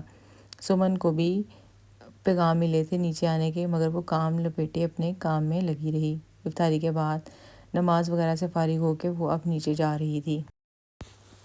نیچے سب بیٹھے گپے مار رہے تھے. فرخ بھائی اور احتشام اور طیمہ صوفے پہ بیٹھی تھیں. سامنے رکھی کرسی پر ماہم اور نرمین بھائی بیٹھے ہوئے تھے. فہم نیچے کشن پر بیٹھا ہوا بظاہر موبائل میں مصروف تھا، مگر ساتھ ساتھ باتوں کے جواب بھی دے رہا تھا. آؤ سمن، تم تو آج افطاری میں بھی نہیں آئی، سب تمہیں بلا رہے تھے. فہم نے شکوہ کیا تھا. فہم نے ایک نظر سمن پر ڈالی جو شرمندہ سی نظر آئی. وہ اس کے گریز کی وجہ جانتا تھا. مما اور میں اکیلے تھے نا. بھائی اور بابا اور ضیاء بھائی کسی افطار پارٹی میں گئے تھے مہر بھائی کے ساتھ، اور یہ گدھا پہلے ہی یہاں آ گیا تھا. بیٹھو تم لوگ، میں ذرا ملیحہ کو دیکھ لوں، کچن میں ہی رہ گئی ہے. 2 کپ چائے کے نہیں بنے اس لڑکی سے، فاطمہ بیگم کہتے ہوئے اٹھی. اچھا چھوڑو، اب تو آ گئی ہے نا، بیٹھو اب. ہم سب یہ باتیں کر رہے تھے فہم کا سب سے بیسٹ سیریل کون سا ہے، جو بھی ختم ہوا ہے یا جو آن ایئر ہے. بتانے کے ساتھ ساتھ سمن کو بھی گھسیٹا تھا. فہم کی موبائل میں چلتی انگلیاں چند پل کے لیے رکی تھیں، کیونکہ اس کا جواب لازمی کوئی کرارا ہی ہوگا. مجھے کیا ضرورت ہے فضول میں تبصرے کرنے کی. سمن نے سپاڑ لہجے میں جواب دیا. اس کے جواب پر فہم کا بے سختہ کہکا پڑا تھا. فاروق بھائی، کچھ لوگ نہ کسی کی تعریف کر ہی نہیں سکتے، ان کا شمار بھی غالباً ہی لوگوں میں ہوتا ہے. فہم نے فاروق سے کہا اور ایک گھوری سمن کو ڈالی. جو مرضی سمجھ لیں آپ کی سمجھ میں کچھ نہیں کہہ سکتی. بات کو الگ مطلب کے جامے پہنانا آپ لوگوں کی خصوصیت جو ٹھہری. سمن نے بھی تیکھے لہجے میں کہا. خصوصیات تو آپ نے ابھی میری دیکھی نہیں مس در سمن. فہم نے ابرو اٹھاتے ہوئے کہا تھا. تصحیح کر لے بردر ان لا، مس سمن نہیں مسز در سمن. شام نے فہم کو دیکھتے ہوئے کہا تھا. شامی تم اپنا منہ باندھ ہی رکھو. سمن کی توبہ کا رخ احتشام کی طرف تھا. سمن لگتا ہے کوئی نئی رشوت لی ہوئے. شامی نے. نرمین بھابی نے کہا. میں بتاتی ہوں نا. ارے سمن بھابی، یہ فہم بھائی کے 2 آٹوگراف کے عوض بک چکا ہے. کچن سے آتی ملیحہ نے بھانڈا پھوڑا تھا. انتہائی ہلکی پیٹ کی ہو تم ملیحہ موٹو. شامی نے ملیحہ کو گورا. ابھی شام میں ہی اس نے فیس بک پر اپنے 2 دوستوں سے یہ عہد کیا تھا کہ وہ نہ صرف فہم کا آٹوگراف ان کو لائیو دلوائے گا بلکہ ساتھ گھومنے پھرنے کا چانس بھی دے. اور فہم تو پھر ہے ہی سیر سپاٹوں کا شوقین تھا، اور اتنی شہرت کے بعد بھی اس میں پراؤڈنیس جیسی چیز کا نام و نشان تک نہ تھا. فہم مان گیا تھا تو تب سے اب تک شامی فہم کی واری صدقے جا رہا تھا. مطلب سمن گورنمنٹ بک گئی. فہم نے بھی ہنستے ہوئے سمن کو ہی گھسیٹا. میری بلا سے. سمن نے بے نیازی کا اعلان کیا تھا. یہ دنیا کی پہلی بیوی ہے جو اپنے شوہر کی کامیابی سے خائف ہے. کل سے پیدل عورت. حالانکہ سب سے زیادہ فائدہ ان محترمہ کو ہی ہے. فہم نے اس کی بے نیازی پہ کہا تھا. کوئی اور بات نہیں ہو سکتی کیا؟ سمن نے سب کو ایک نظر گھورتے ہوئے کہا. اف یہ بے نیازیاں. شامی کی حس پھر بھڑکی. سمن بھڑکی. جیلسی بھی کہا جا سکتا ہے اسے. فہم بولا رہی. صحیح کسر فہم نے پوری کر دی تھی. وہ غصے سے اٹھی اور باہر نکلتی گئی. ارے یار، ایک تو تمہاری بہن ناراض بہت ہوتی ہے جلدی. فہم نے تعصب سے بالوں میں ہاتھ پھیرتے ہوئے کہا. شامی کو کہا اور اس کے پیچھے لپکا. اب اور کچھ الٹا سیدھا نہ کر دینا کہ تم کو وہ گھر سے باہر پھینک دے. فاروق بھائی پیچھے سے ہنسے تھے. سب ہنس دیے. فکر نہ کریں، اسے بھی ساتھ ہی لے کر جاؤں گا. رخصی تو آپ لوگ ویسے بھی نہیں کر رہے، تو مجھے دوسرا راستہ تو نکالنا ہے نا. فہم ان کو جواب دیتے بائک کو لپکا جہاں وہ شعلہ بنی گئی تھی. وہ راہداری سے ہوتی لان میں جا رہی تھی. لان کا یہ حصہ وسیع اور طریق تھا. مسز فہم آٹوگراف لیتی جائیں. وہ بھی لان میں داخل ہوا تھا. وہ مڑی اور غصے سے چلائی. اب اپنا فہم نامہ بند کرتے ہیں یا میں طیہ ابو کو کال کروں؟ سمن نے دمکایا اور اب اس کی طرف رخ کیے. غصے سے کھڑی تھی. اتنا غصہ کرو گی تو اپنا رنگ جلا لو گی. فہم نے اس کے سامنے جا کے اس کے تیکھے چتونوں کو دیکھتے ہوئے کہا تھا. آپ سے مطلب؟ میں اندر سے باہر آ گئی ہوں، اور اب کیا چاہتے ہیں؟ کدھر چلی جاؤں؟ وہ کہتے ہوئے 2 قدم پیچھے کو بھی ہوئی تھی۔ کہیں اکیلے ٹائم گزارنے چلتے ہیں نا سویٹی۔ فہام نے اس کا بازو پکڑنے کے لیے ہاتھ آگے کیا تھا مگر سمن اور 2 قدم پیچھے ہوئی۔ تو پھر کیا تھا؟ سمن وہ رکو تو، فہام نے اپنی بات کہنا چاہی مگر وہ کب سننے کے موڈ میں تھی۔ چھپاک کی آواز آئی تھی۔ سمن لان میں رکھے پانی کے ٹب میں گر چکی تھی۔ یہ ملیحہ کا تازہ ترین شوق تھا جس کا انتظام اسے مہاجر نے اپنے لیے کیا تھا۔ اب وہاں پانی سے بھرا ٹب ویسے ہی پڑا تھا اور 5 فٹ کے پانی سے لبالب ٹب میں گر کے بھیگ چکی تھی۔ فہام اس کے حلیے پر ہنستا ہی چلا گیا۔ سمن اب روحان سی ہو گئی تھی۔ کہا تھا نا کہ رک جاؤ، فہام نے کہا اور گھٹنوں کے بل اس کے پاس بیٹھ گیا جو اب ٹب میں بھیگی ہوئی کھڑی بیٹھی کم لیٹی زیادہ تھی۔ فہام کو کہا جانے والی نظروں سے دیکھتی کھڑی ہوئی اور اب سنبھل کے قدم رکھنے کا سوچ رہی تھی کہ کہیں پھر نہ گر جائے۔ پہلے کم سبکی ہوئی تھی فہام کے سامنے۔ وہ باہر نکلی، اب پریشان کھڑی تھی کہ اندر کیسے جایا جائے۔ کپڑے بھیگ چکے تھے، ٹپ ٹپ پانی گر رہا تھا۔ تم اس ٹائم پتہ ہے کیا لگ رہی ہو سمن؟ فہام نے اس کی کلائی سے کھینچ کے ساتھ لگایا اور اپنا ایک ہاتھ اس کی کمر پر جما دیا۔ وہ اب اس نزدیکی پر دھک کھڑی تھی۔ فہام نے ایک ہاتھ سے اس کے گلابی رخسار پر پڑتی گیلی ہوئی ان سرپری لٹوں کو ہٹایا اور اس کا چہرہ ایک ہاتھ سے تھام کے پاس کیا۔ بتا دوں؟ فہام نے اس کا چہرہ اوپر کیا۔ سمن نے اوپر نظر اٹھائی اور فہام کی بے باک نظروں میں دیکھا۔ سنو گی کہ تم اس وقت مجھے کیسی لگ رہی ہو؟ میرے دل کی آواز سننا چاہو گی؟ فہام نے اس کے چہرے سے ہاتھ ہٹا کے اس کے بالوں کو کان کے پیچھے کیا تھا۔ تم اس وقت سمن بھیگی بلی لگ رہی ہو، فہام نے کہا اور ساتھ ہی فہام کا قہقہ ابلا۔ سمن ہوش میں آئی، اس کے الفاظ پہ اس کی گرفت توڑتے پیچھے ہٹی اور اندر کی طرف بھاگی مگر چپل سے پاؤں پھسلا۔ فہام اس کی گھبراہٹوں سے لطف اندوز ہوتا آگے بڑھا اور اسے بازو میں اٹھایا۔ سمن نے احتجاج کیا مگر وہ بنا سنے اندر کو لپکا۔ سب وہیں بیٹھے ہوئے تھے، مجھے اتار دیں، سب وہاں ہیں، کیا سوچیں گے؟ سمن نے منت کی معصوم سی شکل بنا کے مگر فہام کہاں سنتا ہے۔ ان کو ان حالت میں اندر آتا دیکھ کے سب کے چہرے پر معنی خیز مسکراہٹ آ گئی۔ پھر کیا تھا؟ ملیحہ نے ہوٹنگ کی تھی، سب نے اس کا ساتھ دیا۔ لاؤنج میں شور تھا۔ سمن نے گھبراتے ہوئے فہام کو دیکھا جیسے کہہ رہا ہو کہ میں کہا تھا نا۔ فہام نے اس کو اپنی جانب دیکھتا پا کر ایک آنکھ دبائی تھی۔ سمن نے شرم سے پانی ہوتے اس کے سینے میں منہ چھپا لیا تھا۔ فہام نے اس کے کمرے میں جا کے روکا۔ چچی سنبھال لیں اپنی بیٹی کو، میرا ایمان خراب کر رہی ہے، اس وقت کچھ اشارت نہ کر بیٹھو۔ فہام نے اس کے کان میں گھستے ہوئے سرگوشی کی۔ وہ فوراً پیچھے ہٹی۔ کیا ہوا فہام؟ چچی فرزانہ نے اندر آتے ہوئے اسے استار کیا تھا۔ سمن نے دھڑکتے دل اور دہکتے گالوں سمیت واش روم میں گھس گئی۔ رمضان کا ماہ چل رہا تھا، ہر سو اس کی برکتیں اور رونقیں تھیں۔ اسی سلسلے میں ایک درس کا اہتمام کیا گیا تھا جس میں ملک کے نامی گرامی مولانا نے آنا تھا۔ ملیحہ نے بھی اپنی کلاس کی طرف سے پارٹ لیا تھا۔ وہ بھی تیار شیار ہو کے سفید لباس میں باہر نکلی۔ سفید رنگ لباس میں نفیس سی کڑھائی ہوئی تھی، حجاب بھی بندھا ہوا تھا۔ وہ باہر کھڑی اس وقت اپنے ٹیرس میں پودوں کو پانی دیتے شامی کی نظر اس پہ پڑی اور عین اس کے ٹیرس کے نیچے کھڑی تھی۔ ہیلو کزن، شامی نے بلند آواز میں کہا۔ ملیحہ نے آواز کے تابوت میں اوپر دیکھا کہ پانی نے استقبال کیا۔ شامی نے ساری بالٹی اس پر ڈیل دی جو بھری پڑی تھی اور وہ جو بالکل تیار کھڑی تھی اب بالکل بھیگ گئی تھی۔ اس سے پہلے کوئی سنبھلتی پاس پڑی ایک اور بالٹی پانی کا نذرانہ پیش کر گیا تھا ملیحہ کو احتشام کی طرف سے۔ بھیگی بلی تو دیکھی تھی مگر آج بھیگی بھینس دیکھی ہے، شامی نے تبصرہ کیا۔ شامی، اللہ کرے تم فیل ہو جاؤ، تمہارے پودے مرجھا جائیں۔ نہیں، یہ تو بے جان ہے، تمہارے کپڑے جل جائیں، اللہ کرے تمہارے پیٹ میں مرور اٹھے۔ ہائے ملیحہ، یہ کیا ہوا؟ سمن، تمہارے گھنٹے میں نے دیکھو کیا کیا ہے، اللہ کرے شامی تمہاری گرل فرینڈ توتلی نکلے، اس کے بھائی گنڈے ہوں جو تمہیں کپڑوں کی طرح دھوئیں۔ ملیحہ نے اور بڑھاس نکالی۔ شامی اور سمن دونوں ہنس رہے تھے۔ سمن، تم بھی؟ اور ہانسی ہوئی۔ شامی، دفعہ ہو جاؤ اور تم میرے ساتھ آؤ، چینج کرو۔ سمن نے شامی کو لتاڑا اور ملیحہ کو اندر لے آئی۔ فی الوقت ملیحہ کو بدلہ بھولنا تھا کیونکہ ابھی یونیورسٹی جانا زیادہ اہم تھا۔ السلام علیکم، جی مما کہیں، فہام نے کال اٹھاتے ہوئے کہا تھا۔ وہ اس وقت سیٹ پہ تھا۔ بیٹا تم کب تک فری ہوگے؟ کیوں، خیریت ہے نا؟ فہام نے فکر مندی سے پوچھا تھا۔ ہاں بیٹا، وہ دراصل سمن کی گاڑی خراب ہو گئی ہے، موسم بھی اوپر سے خراب ہے۔ سمن، تمہارے بابا اور ضیاء بھائی شہر سے باہر گئے ہیں، عمیر نرمین کو اس کے میکے لے کر گیا ہے، سمن کو پک کرنا ہے، تمہیں پتہ ہے نا وہ بادلوں سے کتنا ڈرتی ہے۔ جی مما، فکر نہ کریں، ابھی نکلتا ہوں، اور سمن کو بول دیں وہ کالج سے نہ نکلے۔ فہام نے کہتے ہوئے کال بند کی تھی اور وہ اپنے ٹریکٹر کو ضروری کام کا بولتا وہاں سے نکل آیا تھا۔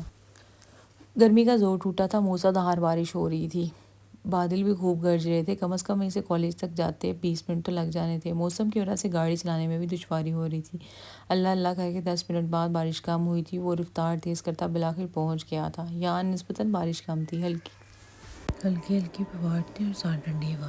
چھٹی کا ٹائم ہو چکا تھا۔ کچھ اسٹوڈنٹس موسم سے لطف اندوز ہوتی گارڈن میں نظر آ رہی تھی، مجھ کو لینے والوں کا رش گیٹ پر تھا۔ کچھ کلاسز سے نکلتے نظر آ رہے تھے۔ آغا انکل جن کے مراسم پرانے تھے تو پہلے بھی یہاں ایک دو بار آیا تھا۔ ابھی آفس جانے کا سوچا، وہ گاڑی سے نکل آیا تھا۔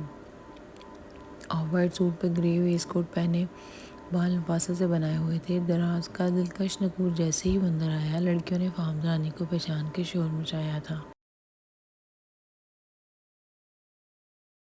لڑکی بہت مہذب ہے اور خدا کا شکر ہے یہ میرا نصیب ہے، فہم سوچتے ہوئے مسکرایا تھا۔ ساتھ چلنے والا ساتھی کو لے ہی بولتا نظر آیا، وہ صرف وہاں میں سر ہلا رہی تھی۔ سمن نے جب سر اٹھایا تو نظر ہجوم پر پڑی، وہ پر اپنا عجوبہ نظر آیا۔ فہم بھی صحیح دیکھ رہا تھا، دونوں کی نظریں ملی تو دلکشی سے مسکراتے ہوئے فہم نے ہاتھ ہلایا۔ سمن کا دل جلا، یا اللہ اب یہ کون سا امتحان بھیج دیا ہے۔ سمن رونے دینے کو تھی، کیسے سب اس کے ارد گرد اکٹھے تھے۔ ذرا دیکھو ہجوم میں کیسے خشک ہیں مسٹر فہم درانی، بس یہی تو چاہتے ہیں کہ لوگ ان کے آگے پیچھے رہیں۔ میں کون سا مری جا رہی ہوں، سمن کر دوں پھر راکوی میں چلی گئی تھی۔ گاڑی تو خراب ہے اور موسم کے حالات بھی کچھ ٹھیک نہیں۔ ساتھی کو لے کر رضا نے پیشکش کی تھی۔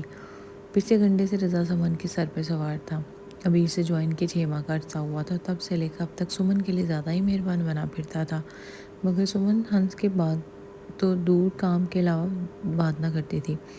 میں ضرور چلی جاتی، مگر سمن کے دل میں نہ جانے کیا سمائی اب ہنس کے بولی تھی۔ دیکھ فہم کی طرف رہی تھی جو اب وہاں سے نکلنے کو مچل رہا تھا۔ ارے اگر مگر کیا چلتے ہیں، راستے میں باتیں بھی ہو جائیں گی، موسم بھی اچھا ہے۔ رضا نے اسے ہنستے دیکھا تو گویا کھل اٹھا تھا، ساتھ ہی کافی کی پیشکش کی۔ ہیلو سمن درانی صاحبہ۔ اس سے پہلے کہ رضا مزید پھیلتا، فہم کے آنے پر اس نے بریک پر پاؤں دھرا۔ ہیلو میں کزن ہوں در سمن کا، اور فہم نے رضا سے مصافحہ کرتے ہوئے تعارف کرایا۔ اور کیا؟ اور میرے فہم نہیں، میرا مطلب ہے کہ یہ ہے میرے کولیگ رضا احمد۔ سمن نے فہم کا اور اچک لیا تھا۔ فہم اس کی گھبراہٹ سے محفوظ ہوا تھا، اوپر سے میرے فہم وہ خاصا لطف اندوز ہوا تھا۔ میرے فہم بھی ٹھیک ہے، آپ کا ہی ہوں، فہم نے اس کی طرف جھکتے ہوئے بال سنوارتے ہوئے ہلکی آواز میں کہا تھا۔ سمن رضا کے سامنے اس حرکت پر شرمندہ ہوتے ہوئے کھانستے ہوئے اس کی حرکت کا اثر ظاہر کرنے لگی۔ موسم بھی نہ ایک دم سے بدل جاتا ہے، بدلتا موسم، کھانسی، بخار، انفیکشن، سمن جھٹ بولی، وغیرہ وغیرہ۔ فہم نے جملہ مکمل کیا۔ چلیں مسٹر رضا، بارش بھی تیز ہو رہی ہے، آپ سے مل کے اچھا لگا، چلیں سمن، فہم نے رضا کو کہا تھا، اور رضا جان کے بدمزہ ہوا۔ مجھے بھی، اوکے خدا حافظ۔ رضا ہاتھ ہلاتا آفس کی جانب بڑھا۔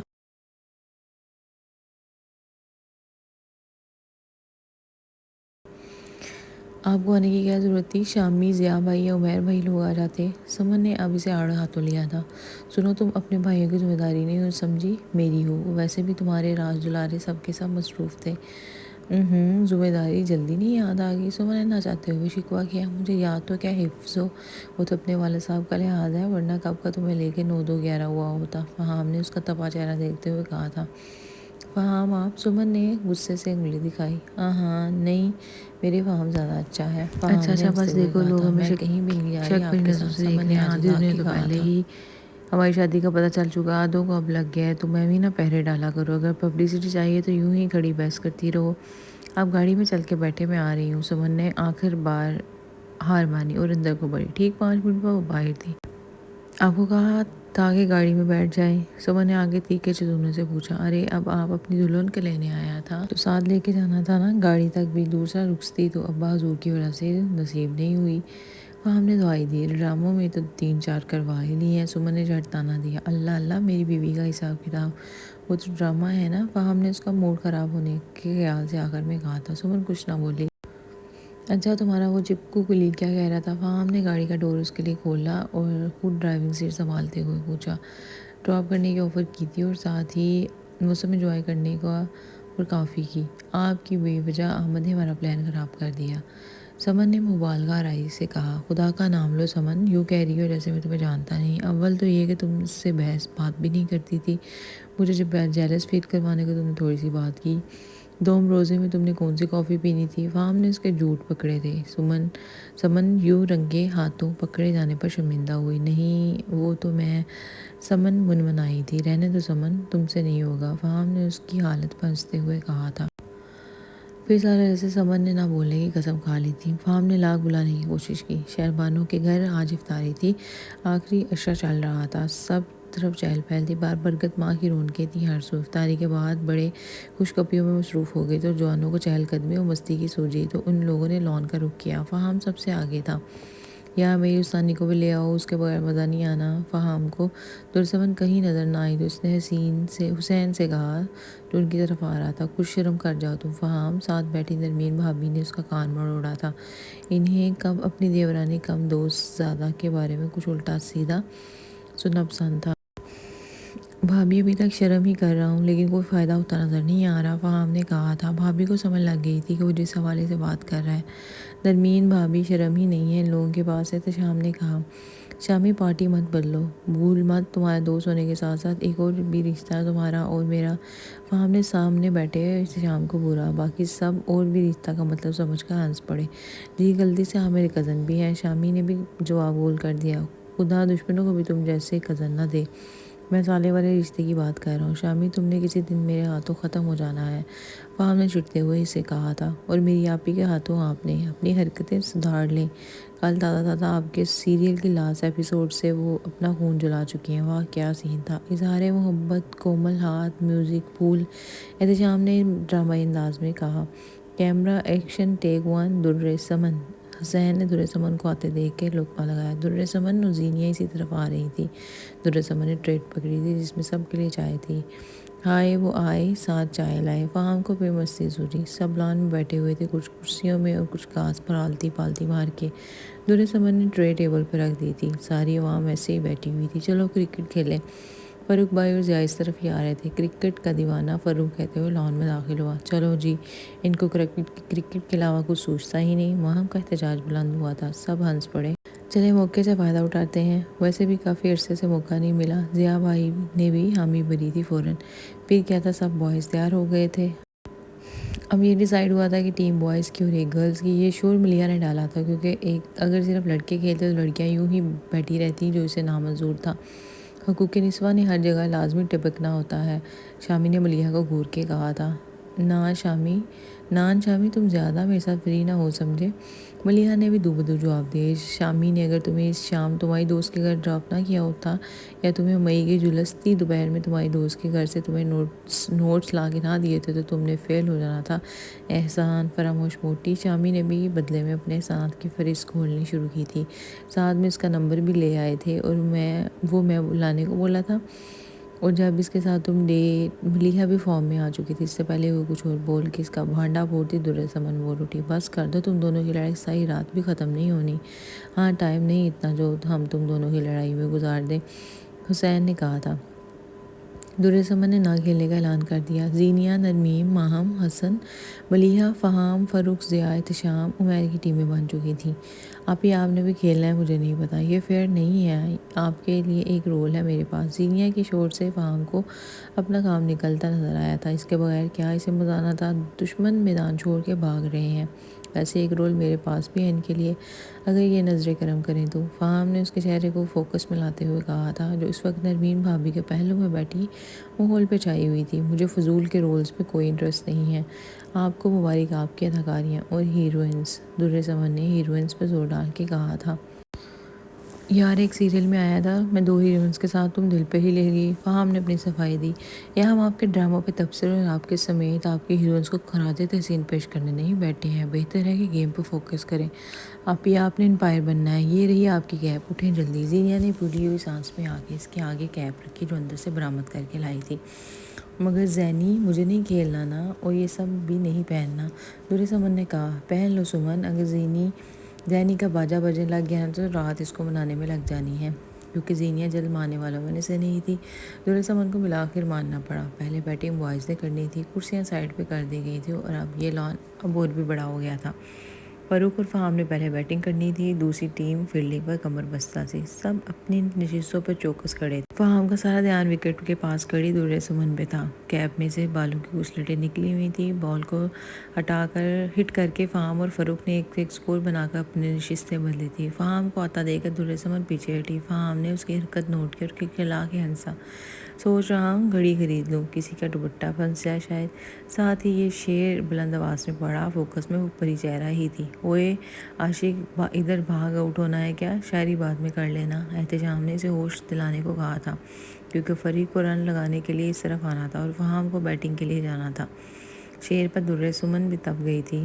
حسین آؤٹ کرو تم، درِ سمن نے جھنجھلاہٹ میں کہا تھا۔ فہام واقعی اس کی طرف آیا تھا، سیدھا درِ سمن کی طرف۔ سمن کو سنبھلنے کا موقع ہی نہیں ملا تھا۔ جیسے دھاگا ہو پھولوں کی مالا میں، ایسے سانسوں کے درمیان ہو تم۔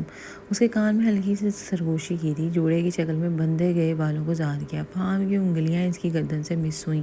اس لمس سے درِ سمن کانپ گئی تھی۔ وہ جادو کرتا دور ہٹا، جان لیوا سی مسکراہٹ آ گئی تھی ہونٹوں پہ۔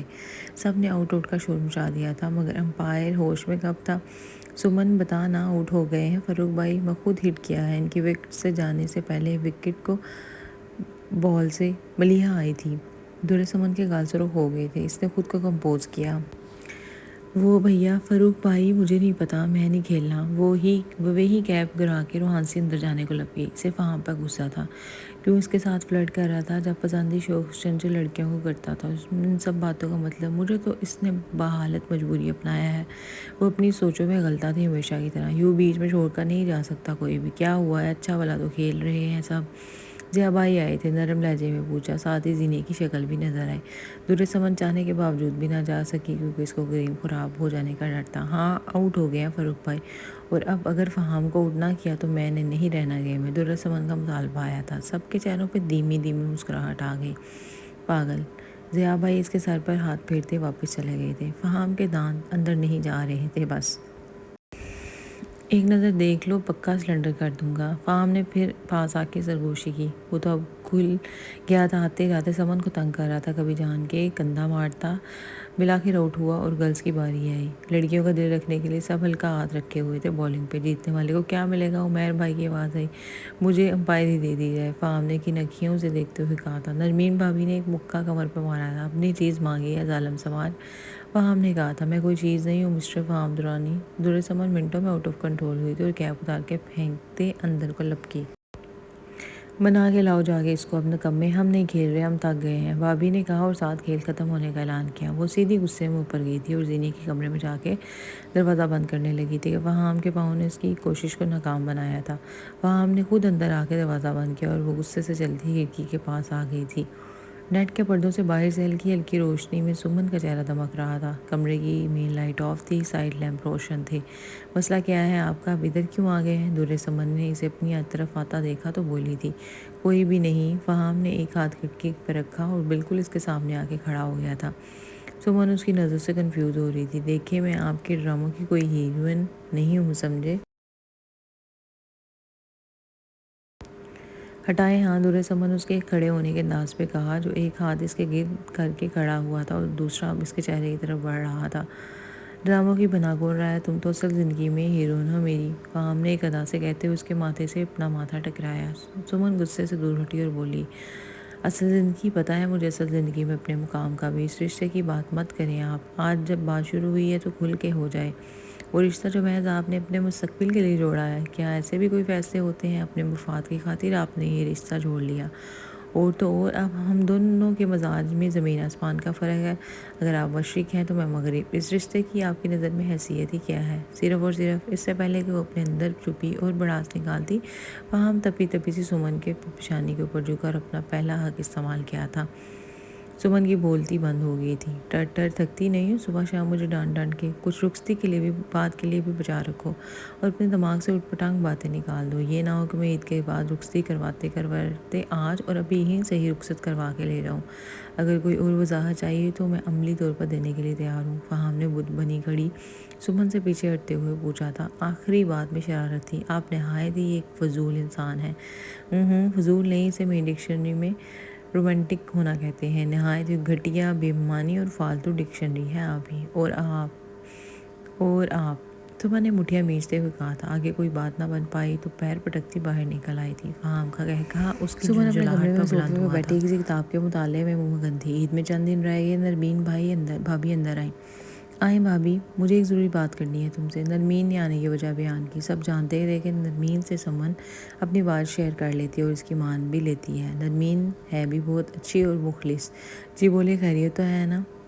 وہ دراصل سب تمہاری عید پر رخصتی کی باتیں کر رہے ہیں، مجھے بھی اس سلسلے میں تمہارے پاس بھیجا گیا ہے، کیونکہ بہرحال انکل عظمت تمہاری بات کو ہی اہمیت دیں گے، مگر کوئی بھی فیصلے کرنے سے پہلے اچھی طرح سوچ لینا۔ نرمین نے اس کو کہا تھا جو اب پریشان نظر آ رہی تھی۔ بھابھی آپ سب باتیں جانتی ہیں، پھر بھی آپ مجھ سے پوچھ رہی ہیں، آپ پلیز اس رخصتی کو رکوا دیں۔ سمن نے منت کی تھی۔ دیکھو سمن، یہ حقیقی زندگی ہے، کب تک یوں ہی فرار کی راہ چاہتی رہو گی؟ کبھی نہ کبھی تو فیصلہ کرنا ہی ہے نا، تو یوں اس کو سب کو طول دینا بے معنی ہے۔ نرمین کو اس کے لاجک سے ہی چڑ تھی، جس کو بنیاد بنا کر وہ اب تک خود کو دکھی کر رہی تھی۔ بھابھی میں بھی تو یہی کہہ رہی ہوں کہ حقیقی زندگی ہے، کیسے گزرے گی؟ میں کہاں پھیکے مزاج والی اور وہ گلیمر کی دنیا میں رہنے والے، ہمارے مزاج جدا ہیں، کل کو تو بھی وہ اپنی راہ جدا کریں گے نا۔ یہ کہہ کر ہم ساتھ نہیں چل سکتے، کیونکہ میں ان کے ساتھ مناسب جوڑ نہیں ہوں، نہ تو ہم ان کے مزاج سے ہم آہنگ ہوں، نہ ہی مجھے لوگوں کی طرح پارٹیوں میں جانے کا شوق ہے۔ سمن، تم ناحق فضول باتوں کا اہمیت دے رہی ہو، جبکہ شادی کے بعد زندگی اکثر مختلف ہوتی ہے۔ یہ اگرچہ اہم بات ہے، دونوں ایک مزاج کے ہوں تو زندگی کو ایک ساتھ گزارنا آسان ہو جاتا ہے، مگر محبت تو ان سب کے بالوں سے بالا۔ جس رشتے میں محبت شامل تو وہ بہت مضبوط ہو جاتا ہے، اور پھر ہم جس گھر میں رہتے ہیں وہاں کے لوگوں کے مزاج بھی ہم سے مختلف ہوتے ہیں، ان کے ساتھ بھی تو ہم رہ رہے ہوتے ہیں نا، نہ کہ ان سے رشتے توڑ دیتے ہیں۔ حتیٰ کہ ان کے بغیر زندگی کا تصور بھی مشکل لگتا ہے۔ جہاں ہم کام کرتے ہیں وہاں بھی تو ہمارے مزاج کے لوگ نہیں ہوتے، وہاں ہم ایک پیار کرنے والا، سمجھنے والا بہترین انسان ہے، وہ تو تمہیں محض تنگ کرنے کو الٹی سیدھی حرکتیں کرتا ہے، مگر تم تو اس کے خلاف بھری پڑی ہو۔ جب ساتھ رہو گے تو یہ فضول کے خدشے ہیں نا، دم توڑ جائیں گے، کیونکہ محبت میں یہ سب نہیں چلتا۔ انسان خود کو اپنے محبوب کے رنگ میں رنگتا چلا جاتا ہے، اس کے تابع ہونا چاہتا ہے تاکہ اس کے محبوب کو اس کا ہر رنگ بھائے، اچھا لگے۔ تو سیدھا کہیں مجھے کمپرومائز کرنا ہوگا، خود کی انا کا اپنے ہی ہاتھوں قتل کرنا ہوگا اور پل پل جھکنا ہوگا۔ سمن نے دو بدو کہا، پیار محبت میں انا کا کیا تصور بھلا؟ ایک حد تک انا اچھی بھی ہے، مگر اگر یہ انا اور میں کا جذبہ زیادہ بڑھ جائے تو یہ سب خوشیوں کو اپنی لپیٹ میں لے لیتا ہے اور نکل جاتا ہے، رشتوں کا قاتل ہو جاتا ہے۔ محبت جیسے پگیدہ رشتے کا بھی خاتمہ ہو جاتا ہے اس بھیجا انا کے ہاتھوں، اور تم دونوں کا رشتہ تو آزاد، پاک اور پاکیزہ ہے، تو اس میں بلا وجہ کی ضد اور انا کیوں؟ یہ سب لڑکی کے حصے میں کیوں آتا ہے؟ ایک ساتھی ہی کیوں ان سب باتوں کو پورا کرنے کے لیے پستا ہے؟ سمن نے شکوہ کیا۔ یہ بات درست ہے کہ ایک ساتھی اس گاڑی کو نہیں دھکیل سکتا، دونوں کا شانہ بشانہ ہونا لازمی ہے، تبھی وہ اس سفر کی خوبصورتیوں سے لطف اندوز ہو پائیں گے، ورنہ سفر رکے گا نہیں، مگر اس میں کوئی رنگ نہیں ہوگا، اور راہ سوار راہ جدا کرنے کا تو یہ میں مر کبھی نہیں ہونے دوں گا، چاہے یہ مطالبہ تمہاری طرف سے یوں نہ ہو۔ لاکھ میرے فادر تمہاری فیور کر لیں، مگر میں مرتا مر جاؤں گا، مگر تمہاری جان نہیں چھوٹے گی۔ اسی عید پہ رخصتی ہوگی، مطلب 5 دن بعد، سو بھی سے تیاری شروع کر دو، یہ دماغ میں جتنے جلدی ہو سکے بات فٹ کر لو۔ اچانک فہم کی بے لجک اور کڑک آواز آئی تھی، مطلب وہ ساری باتیں سن چکا تھا۔ سمن نے اس کی آنکھوں میں دیکھنا مشکل ہو گیا تھا، وہ کہہ کر نکلتا گیا۔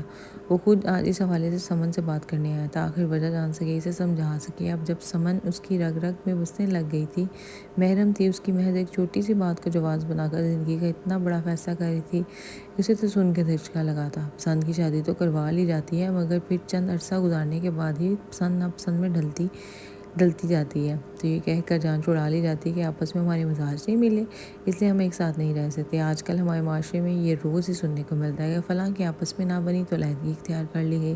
بے تکی بات کو بنیاد بنا کر لوگ طلاق جیسے ناپسندیدہ کام کو آج کل کثرت سے کرتے پائے جاتے ہیں، جس کا نتیجہ پھر زوال ہی نکلتا ہے۔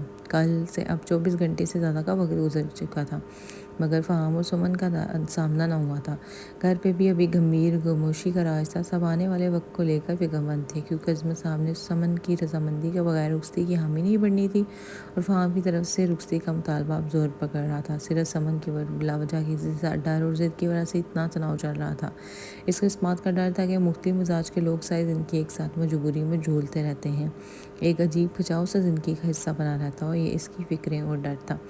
سمن، بابا کا پیغام آیا ہے، آج شام سب بچے پارٹی کو شاپنگ کے لیے بھیجنا ہے، سو ٹائم پہ تیار رہنا۔ ملیحہ نے افطاری سے کچھ ٹائم کو بلا کر اطلاع دی تھی۔ سمن کچن میں افطاری کے لیے فروٹس کاٹ رہی تھی اور فضانہ بیگم سالن بنا رہی تھی۔ ملیحہ، میرے پاس بہت سے پہلے جوڑے پڑے ہوئے ہیں، ان میں سے ایک پہن لوں گی، میرا موڈ نہیں ہے۔ سمن کل کی گفتگو کو لے کر پریشان تھی تو جھٹ سے انکار کر دیا۔ یار سمن، یوں تو نہ کرو، سب کا موڈ خراب ہو جانا ہے، سال بعد ہی سب کو ایک ساتھ جانے کا موقع ملتا ہے۔ نہیں نا، آپ لوگ چلے جاؤ، میرا موڈ نہیں ہے۔ دیکھیں نا چچی سب اس کی اتنی فکر کرتے ہیں مگر یہ بالکل بھی ہماری پرواہ نہیں کرتی، ملیحہ روحانسی سی کہتی کچن سے نکلتی چلی گئی تھی۔ ارے سنو تو، فرزانہ بیگم اسے وعدے دیتی رہ گئی تھی۔ دیکھا بچی کو ناراض کر دیا۔ سمن کیوں یوں تم ایسے کر رہی ہو میرا بچہ، بات کو سمجھو، ایسے تو دونوں خاندانوں کے بیچ اور بھی دوریاں آ گئیں جو میں نے اور بھابھی نے ان گزرے کئی سالوں میں نہیں آنے دی۔ ہماری محنت کو یوں برباد نہ کرو بیٹا۔ فرزانہ بیگم اس کے سر پر ہاتھ پھیرتی اسے سمجھاتی، خود بے رنجیدہ سی باہر کو ہو لی تھی۔ افطاری کے بعد وہ نہ چاہتے ہوئے بھی سب کا خیال کرتے سب کے ساتھ شامل ہونے کے لیے نیچے آ گئی تھی۔ سب تیار تھے، نرمین بھابی اور عمیر بھائی نے ایک گاڑی میں جانا تھا، ماضی نے گھر دادی کے پاس رہنا تھا، ملیحہ شامی اور در سمن نے ایک ساتھ جانا تھا، فہام درانی کا البتہ کوئی اتا پتہ نہ تھا، جس پر سمن نے سکھ کا سانس لیا تھا۔ ہنستے ہنساتے وہ لوگ مال پہنچے۔ ابھی وہ متعلقہ فلور کی طرف جا رہی تھا جب پیچھے سے کسی نے سمن کے کندھے کو چھوا تھا اور اپنی کیپ اتار کے اس کے سر پر ٹیڑھے سے انداز میں رکھی تھی اور اپنا بازو اس کے گرد لپیٹ لیا تھا۔ Hello Mrs Faham Durrani. اتنی جسارت فہام درانی کے علاوہ کوئی نہیں کر سکتا تھا۔ سمن کو گویا جھٹکا لگا۔ اف خدایا، کبھی تو شرم کر لیا کرے۔ سمن نے اس کو دور کیا اور ناگواری سے اس کا دیا ہوا کیپ اتارا تھا۔ بقول تمہارے میں تو بے شرم ہوں نا، کچھ بھی کر سکتا ہوں۔ شرم کیسی؟ فہام نے آنکھ مارتے ہوئے کہا تھا۔ فہام کم از کم اس بات کی ہوش کر لے، ہم یہاں اس وقت ایک مال میں ہیں اور ہم اکیلے نہیں ہیں۔ مگر نہیں، یہاں آپ کو ہر وقت پبلسٹی کی پڑی رہتی ہے، سمن نے تپے تپے لہجے میں کہا تھا۔ ہاں تو کس نے روکا ہے اکیلے ہونے میں؟ میں تو جی جان سے کوشش کر رہا ہوں اکیلے ہونے کی، آپ کی تنہائی میں میسر نہیں ہو رہی اور اس فراہمی کے لیے میری کاوشیں جاری و ساری ہیں۔ فہام نے بات کو اپنی مطلب کا جامہ پہنایا تھا اور سمن نے کیپ لیتے ہوئے سر پر اس انداز میں ڈالی کہ اس کا چہرہ کم نظر آئے لوگوں کو، ورنہ اب اس سیلفی سیزن شروع ہو جانا تھا۔ پتہ نہیں کہ اس غلطی کی سزا ملی ہے مجھے، سمن نے دانت پیستے ہوئے کہا تھا۔ نیکیوں کا صلہ سمجھو، فہام نے اس کی بات پہ کہا۔ سمن نے ان لوگوں کی تلاش میں ادھر ادھر نظر دوڑائی، وہ لوگ کہیں بھی نظر نہیں آ رہے تھے۔ وہ لوگ آرام سے اپنی اپنی شاپنگ کر رہے ہیں، تم بھی آرام سے آؤ میرے ساتھ، ہم بھی اپنی شاپنگ کریں۔ فہام نے چونکہ ان لوگوں کے ساتھ پہلے ہی یہ پلان سیٹ کیا ہوا تھا تو وہ لوگ فہام کے آتے سمن کو چھوڑ کر رفو چکر ہو گئے تھے۔ فہام، آپ اس دن اپنی 2 نمبریوں سے باز آئیں گے؟ سمن کو سمجھ آ گئی تھی ان کو غائب کرنے والا کارنامہ کس کا ہو سکتا ہے۔ جس دن تم خود میرے پاس آنے لگ جاؤ گی نا تو مجھے یوں 2 نمبریاں نہیں کرنی پڑیں گی، فہام نے دلکش مسکراہٹ کے ساتھ کہا تھا اور ساتھ ہی ایک شاپ کا ڈور کھول کے اس کو ساتھ لیتے اندر چلا گیا تھا۔ ادھر سے شاپنگ کریں گے ہم دونوں۔ فہام نے اس ایک شاپ کے اندر آ کر اپنی کیپ اتاری، شاپ کیپر اسے پہچان کے ان کے پاس آ گیا تھا، مطلب کہ وہ پہلے بھی یہیں سے شاپنگ کرتا تھا اور شاپ کو 2 سیکشن میں تقسیم کیا گیا تھا، لیڈیز اور جینٹس۔ میں پہلے ان محترمہ کی شاپنگ کروں گا، فہام نے اس لڑکے سے کہا تھا تو وہ اپنی رہنمائی میں ان کو لیڈیز سیکشن میں چھوڑ آیا تھا۔ یہاں بھی رنگوں کی ایک دنیا تھی، ہر طرف ہر چیز روشنیوں میں نہائی ہوئی تھی۔ ویلکم میم، سیلز گرل نے پاس آ کے اپنے پیشہ ورانہ انداز میں کہا اور فہام کو دیکھا وہ کھلی تو فہام نے ہاتھ ہلایا تھا۔ شاپ میں اور بھی لوگ تھے، اب سمن ہلکے ہلکے کلرز والے ڈریسز چیک کر رہی تھی۔ فہام 1-2 منٹ جس کے ضبط سے دیکھتا رہا پھر آگے بڑھا تھا۔ خدا کا خوف کر جاؤ، ان کلرز میں تم نے اپنی شادی کے بعد پہننا اور ایک جوڑا رخصتی پہ تو فہام درانی کی بیگم پہ یہ ڈل کلرز پہنے گی اب؟ فہام نے اس کے ہاتھ سے ایک کرتا لے کے واپس رکھتے ہوئے کہا تھا تو کسی اور کو پہنا دے، بلکہ بیوی بنا لے، سمن نے تڑک جواب دیا تھا۔ میں پہلے بیوی بھی تم ہی ہو اور پہنو گی بھی تم، نہا خود کو ہلکان مت کرو اس بحث میں، فہام نے اس کی عقل پہ ماتم کرنا چاہا۔ یہ لو اسے ٹرائی کرو، اتنی دیر میں عید والے دن کا جوڑا دیکھتا ہوں جو کہ ہماری رخصتی کا دن ہوگا۔ فہام نے ایک ٹاپ نکال کے اسے تھمایا تھا جو گولڈن کلر کا تھا اور اس کے اوپر ہلکا ہلکا سا نفیس کٹ ورک تھا۔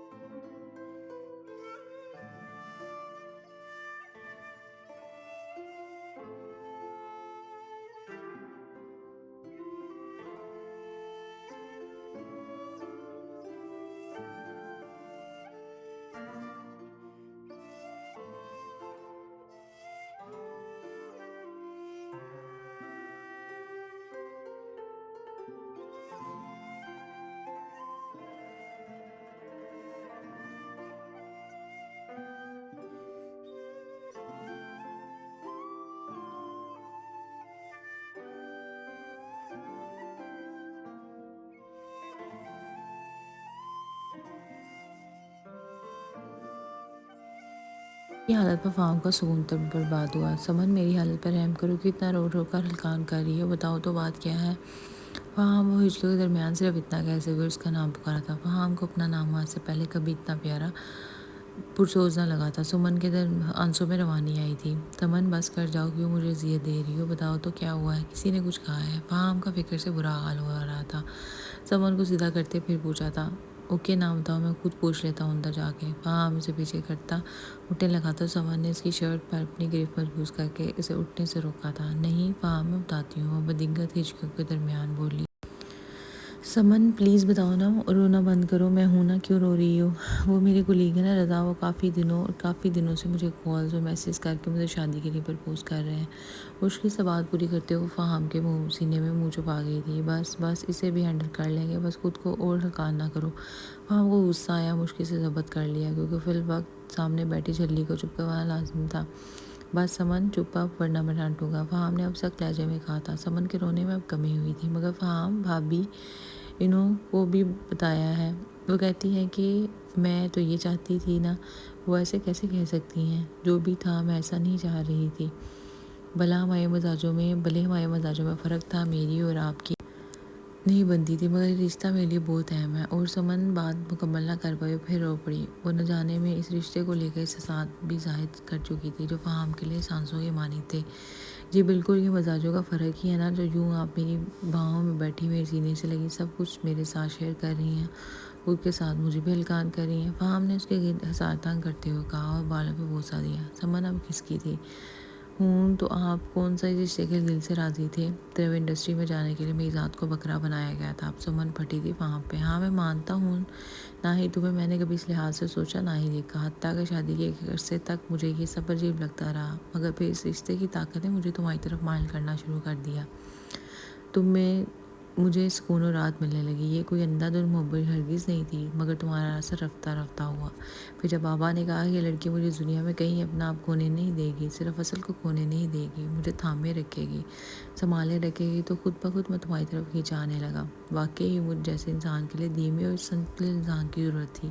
یہ تو تم کہتی ہو نا کہ ہمارے مزاج مختلف ہیں، تو میرا ماننا یہ ہے کہ مخالف مزاج کے لوگ اگر دل سے اپنا ساتھ نبھائیں تو زندگی کے رنگ اور بھی دلکش اور خوبصورت لگتے ہیں۔ ہر لمحہ امر ہو رہتا ہے۔ شرط یہ کہ رشتے میں دونوں طرف سے خلوص اور محبت ہونی چاہیے، اور دیکھنا ہم دونوں مل کے دنیا میں کیسے کیسے دھماکے کرتے۔ فہام نے شرارت سے کہتے ہوئے آخر میں سے خود میں دبوچا تھا۔ سمجھ نے دور ہونا چاہا۔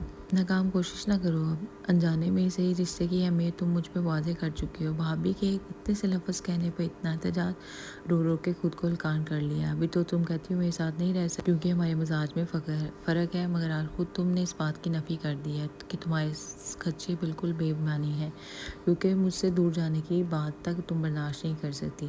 تو یہ مجھ سے محبت ہی ہوئی نا جو تم اپنی جھنجھلاہٹ میں نبھائی بیٹھی تھی؟ بات سچ تھی۔ سمن نگاہیں جھکا گئی تھی تو یہ خود پتہ نہ چلا کہ کب اسے لڑتے جھگڑتے یہ جھنجھلاہٹ کا رشتہ پیار جیسے پاکیزہ اور اٹوٹ بندھن میں بن گیا تھا۔ رضا صاحب کا بھی بندوبست کر لیں گے، کل عید ہو جائے گی نا تو اپنی رخصتی کا دعوت نامہ لے کے خود اس کی خدمت میں حاضر ہوں گا۔ چچورا انسان منہ توڑ کے رکھ دوں گا اگر اب ایک سیکنڈ بھی تمہارے بارے میں سوچا۔ دیکھنا تو بہت دور کی بات ہے، فہم نے غصے سے کہا تھا۔ آپ ایسا کچھ نہیں کریں گے۔ رخصتی کس کی ہو رہی ہے؟ سمن کو اس کی بات پر جھٹکا لگا تو دور ہوتے پوچھا، رخصتی آپ محترمہ کی ہوگی میرے ساتھ ہی، وہ بھی کل رات بالکل اسی ٹائم، کیونکہ اب میں تمہیں 24 گھنٹوں سے زیادہ خود سے دور نہیں کر سکتا۔ پہلے ہی سارا وقت تمہاری بیوقوفی کی نظر ہو چکا ہے۔ اب اگر تم نے میرے ساتھ پیار سے پیش آیا ہوں تو سختی بھی کر سکتا ہوں اس معاملے میں، فہم نے اس کو گھور کے کہا تھا۔ اس سے پہلے کہ سمن کچھ کہتی ایک شور اٹھ گیا تھا، چاند رات مبارک کا، میرے چاند مبارک ہو۔ فہم نے سمن کے کان میں سرگوشی کی تھی۔ عید کا دن خوشیوں کے لیے طلوع ہوا تھا، دورانی ہاؤس کے لیے خوشیاں تو بالا تھیں، کیونکہ شام کو فہام اور سمن کی رخصتی کا فنکشن ہونا تھا۔ مرد حضرات عید پڑھ کے آ چکے تھے۔ فہام کی نظریں سمن کو ڈھونڈ رہی تھی جو کہیں نظر نہیں آ رہی تھی۔ چھپکلی عید نہیں لینی؟ احتشام نے سب کو کھیر پیش کرتے ملیا کو چھیڑا۔ کیوں نہیں، تم سے تو لازمی لینی ہے، ملیا نے جھٹ کہا تھا، کیونکہ باقی بڑوں سے وہ عید بٹور چکی تھی۔ تو لے لو، جلدی سے لو، شامی کنجوس نے جگرا نکالا ہے، لا دو جلدی، تمہارا کیا بھروسہ، مکر جاؤ۔ ملیا اب صوفے پر بیٹھا کھیر کا پیالے سے انصاف کر رہا تھی۔ یہ لو، شامی نے جیب سے نکال کے ملیا کی مٹھی پر رکھا تھا۔ ملیا کو کچھ رینگتا ہوا محسوس ہوا۔ تو ملیحہ نے چیخنا شروع کر دیا اور ہاتھ میں بڑا رینگتا کاکروچ دور پھینکا تھا۔ ملیحہ کی چیخوں پہ سب ہنس پڑے تھے۔ یہ بیٹری سے چلنے والا کاکروچ ہے، چچا دیکھیے شامی کے بچے کو۔ وہ روتی بسوڑتی قدیر صاحب کے پاس گئی تھی۔ وہ یہ گدھے کیوں میری بیٹی کو تنگ کرتے ہو، چلو دو ہی دی۔ قدیر صاحب نے شامی کو ڈانٹا تھا۔ بابا اپنی بہو کو بھی بلوا کے دے دیں، کب سے ان کی شرارتوں سے محفوظ ہوتے۔ فہم نے بلا کر عصمت صاحب کو کہا تھا، برخوردار چپ چاپ بیٹھے رہو، شام کو رخصتی ہونی ہے، اس سے پہلے مجھے تم ادھر ہی چپکے بیٹھے نظر آؤ، عصمت صاحب نے کہا تھا اور کہتے اندر کی جانب چلے گئے تھے۔ اف یہ ظالم سماج، فہم نے آہ بھری تھی، اگر اوپر گئے نا تو بھی آپ کی خیر نہیں، آپ کی سانی بھری پڑی ہیں ابھی بھی، شامی نے کہا تھا۔ وہ فکر نہ کرو، تم اپنے معاملات طے پا گئے ہیں سب، ایک ملاقات کا انتظام کروا دو بس، فہم نے دہائی دی تھی۔ شام تک اس نے لاکھوں رشوتیں دی مگر مجال تھی کسی نے ایک سنی ہو۔ سمن کو کوئی لاکھ میسیج کر چھوڑے مگر ان میڈم کا شرما کے برا حال تھا، مجال تھی کہ کوئی ایک بھی کال یا میسیج کا رپلائی کیا، الٹا موبائل بند کر دیا تھا۔ فہم اور سلگ اٹھا تھا، دل پر پہاڑ رکھتے وہ اب شام کو ہی ایک جلدی کی خبر لینے کا سوچتا وقت گزارنے لگا۔ آج کا سارا دن اسے گھر پہ گزارنا پڑا، شام سے پہلے ہی تیاریاں ہو چکی تھی۔ رخصتی میں صرف 4 بہنوں کی فیملی تھی، گھر میں شامی، ملیحہ، حسین اور زینہ نے سجایا تھا۔ فہم کی تو خوشی کا کوئی ٹھکانہ نہ تھا۔ چلو بھائی دلہن لو ہماری۔ یہ شامی تھا جو اپنی ٹیم بدل چکا تھا اور براتی بن کر آیا تھا۔ دھیرج رکھو براتیوں، آپ کا استقبال تو کر لین دو، ملیحہ نے کہا تھا۔ ہمارا استقبال چھوڑیں، وہ تو آپ آئے روز کرتی ہیں، پہلے ہمارے ایکٹر کو دیدار یار کروا دیں، شامی نے کہا۔ بالکل، کیونکہ اب اور زیادہ انتظار نہیں کر سکتا، یہ نہ ہو کہ میں خود ہی اسے اٹھا کے لے جاؤں۔ تبھی نرمین بھابی سمن کو لے کر داخل ہوئی تھی۔ فہم نے اسے دیکھ کے کھڑا ہوا تھا، نیوی بلو کلر کے سوٹ میں ملبوس، اوپر ویسٹ کوٹ پہنے، آج بہت ہی ہینڈسم لگ رہا تھا۔ سمن نے بھی فہم کے پسند کردہ گرے فراک پہنی ہوئی تھی جس پر نفیس کام کیا ہوا تھا، مگر بلا ان شیطانوں کا جنہوں نے سمن کے منہ کے آگے چنڈی ڈالی ہوئی تھی۔ فہم کوشش کے باوجود چہرہ نہ دیکھ پایا۔ بیٹھ جائیں دولہے صاحبہ، دلہن بیٹھ گئی ہیں، فروخ بھائی نے کہا تھا۔ یار یہ کیا اس کے چہرے پر ڈالا ہوا، اس کو تو ہٹا دو، فہم ناگواری سے بولا تھا۔ بس کچھ اور دیر کے لیے انتظار کر لیں، سب یک زبان بولے تھے۔ ہرگز بھی نہیں، بہت ازمالی میں اشرف، ساتھ ہی فہم نے موقع کا فائدہ اٹھاتے ہوئے چنڈی الٹ دی تھی۔ سب ارے واہ ارے ارے کہتے رہ گئے۔ آج اپنے لیے فہم کی بے قراریاں دیکھ کر سمن خود میں سمٹی جا رہی تھی۔ خدا نے اس کے سارے خدشات کو غلط ثابت کرتے اس شخص کا پیار اس کی جھولی میں ڈالا تھا۔ عید مبارک، استاد رخصتی بھی مبارک مسز، فہم نے جھک کے سرگوشی کی تھی۔ آپ کو مسٹر فہم درانی، میرے ایکٹر، سمن نے بھی اس کی طرف دیکھتے ہوئے کہا تھا۔ سب ادھر ادھر مصروف ہو چکے تھے باتوں میں۔ میری جھلی، فہم نے سرگوشی کی، یہاں اپنا رومانس شروع نہ کریں مسٹر اینڈ مسز۔ ملیحہ اور شامی ان کے سر پر آن دمکے تھے، ان کی بات پر وہ دونوں دل سے مسکرا دیے تھے۔ آج سب کے چہروں پہ ایک اطمینان اور خوشی تھی۔ جب رشتوں میں پیار، محبت اور خلوص شامل ہو جائے نا تو ان کو نبھانا مشکل نہیں ہوتا۔ مزاج کا ایک حد تک کمر داخل تو ہوتا ہے، مگر اگر پیار شامل ہو جائے تو باقی چیزیں بے معنی لگتی ہیں، کیونکہ رشتے بھی توجہ اور پیار چاہتے ہیں۔ جتنی توجہ اور پیار ان کو ملتا جائے گا نا، وہ پروان چڑھتے جائیں گے اور مضبوط ہوتے جائیں گے۔ ختم شد۔ امید ہے آپ کو یہ ناول پسند آیا ہوگا۔ آپ سے گزارش ہے کہ اپنی رائے کا اظہار کمنٹ سیکشن میں لازمی کیجیے گا۔ ہمارے چینل کو سبسکرائب اور ویڈیو کو لائک اور شیئر کرنا مت بھولیے گا۔ اللہ حافظ۔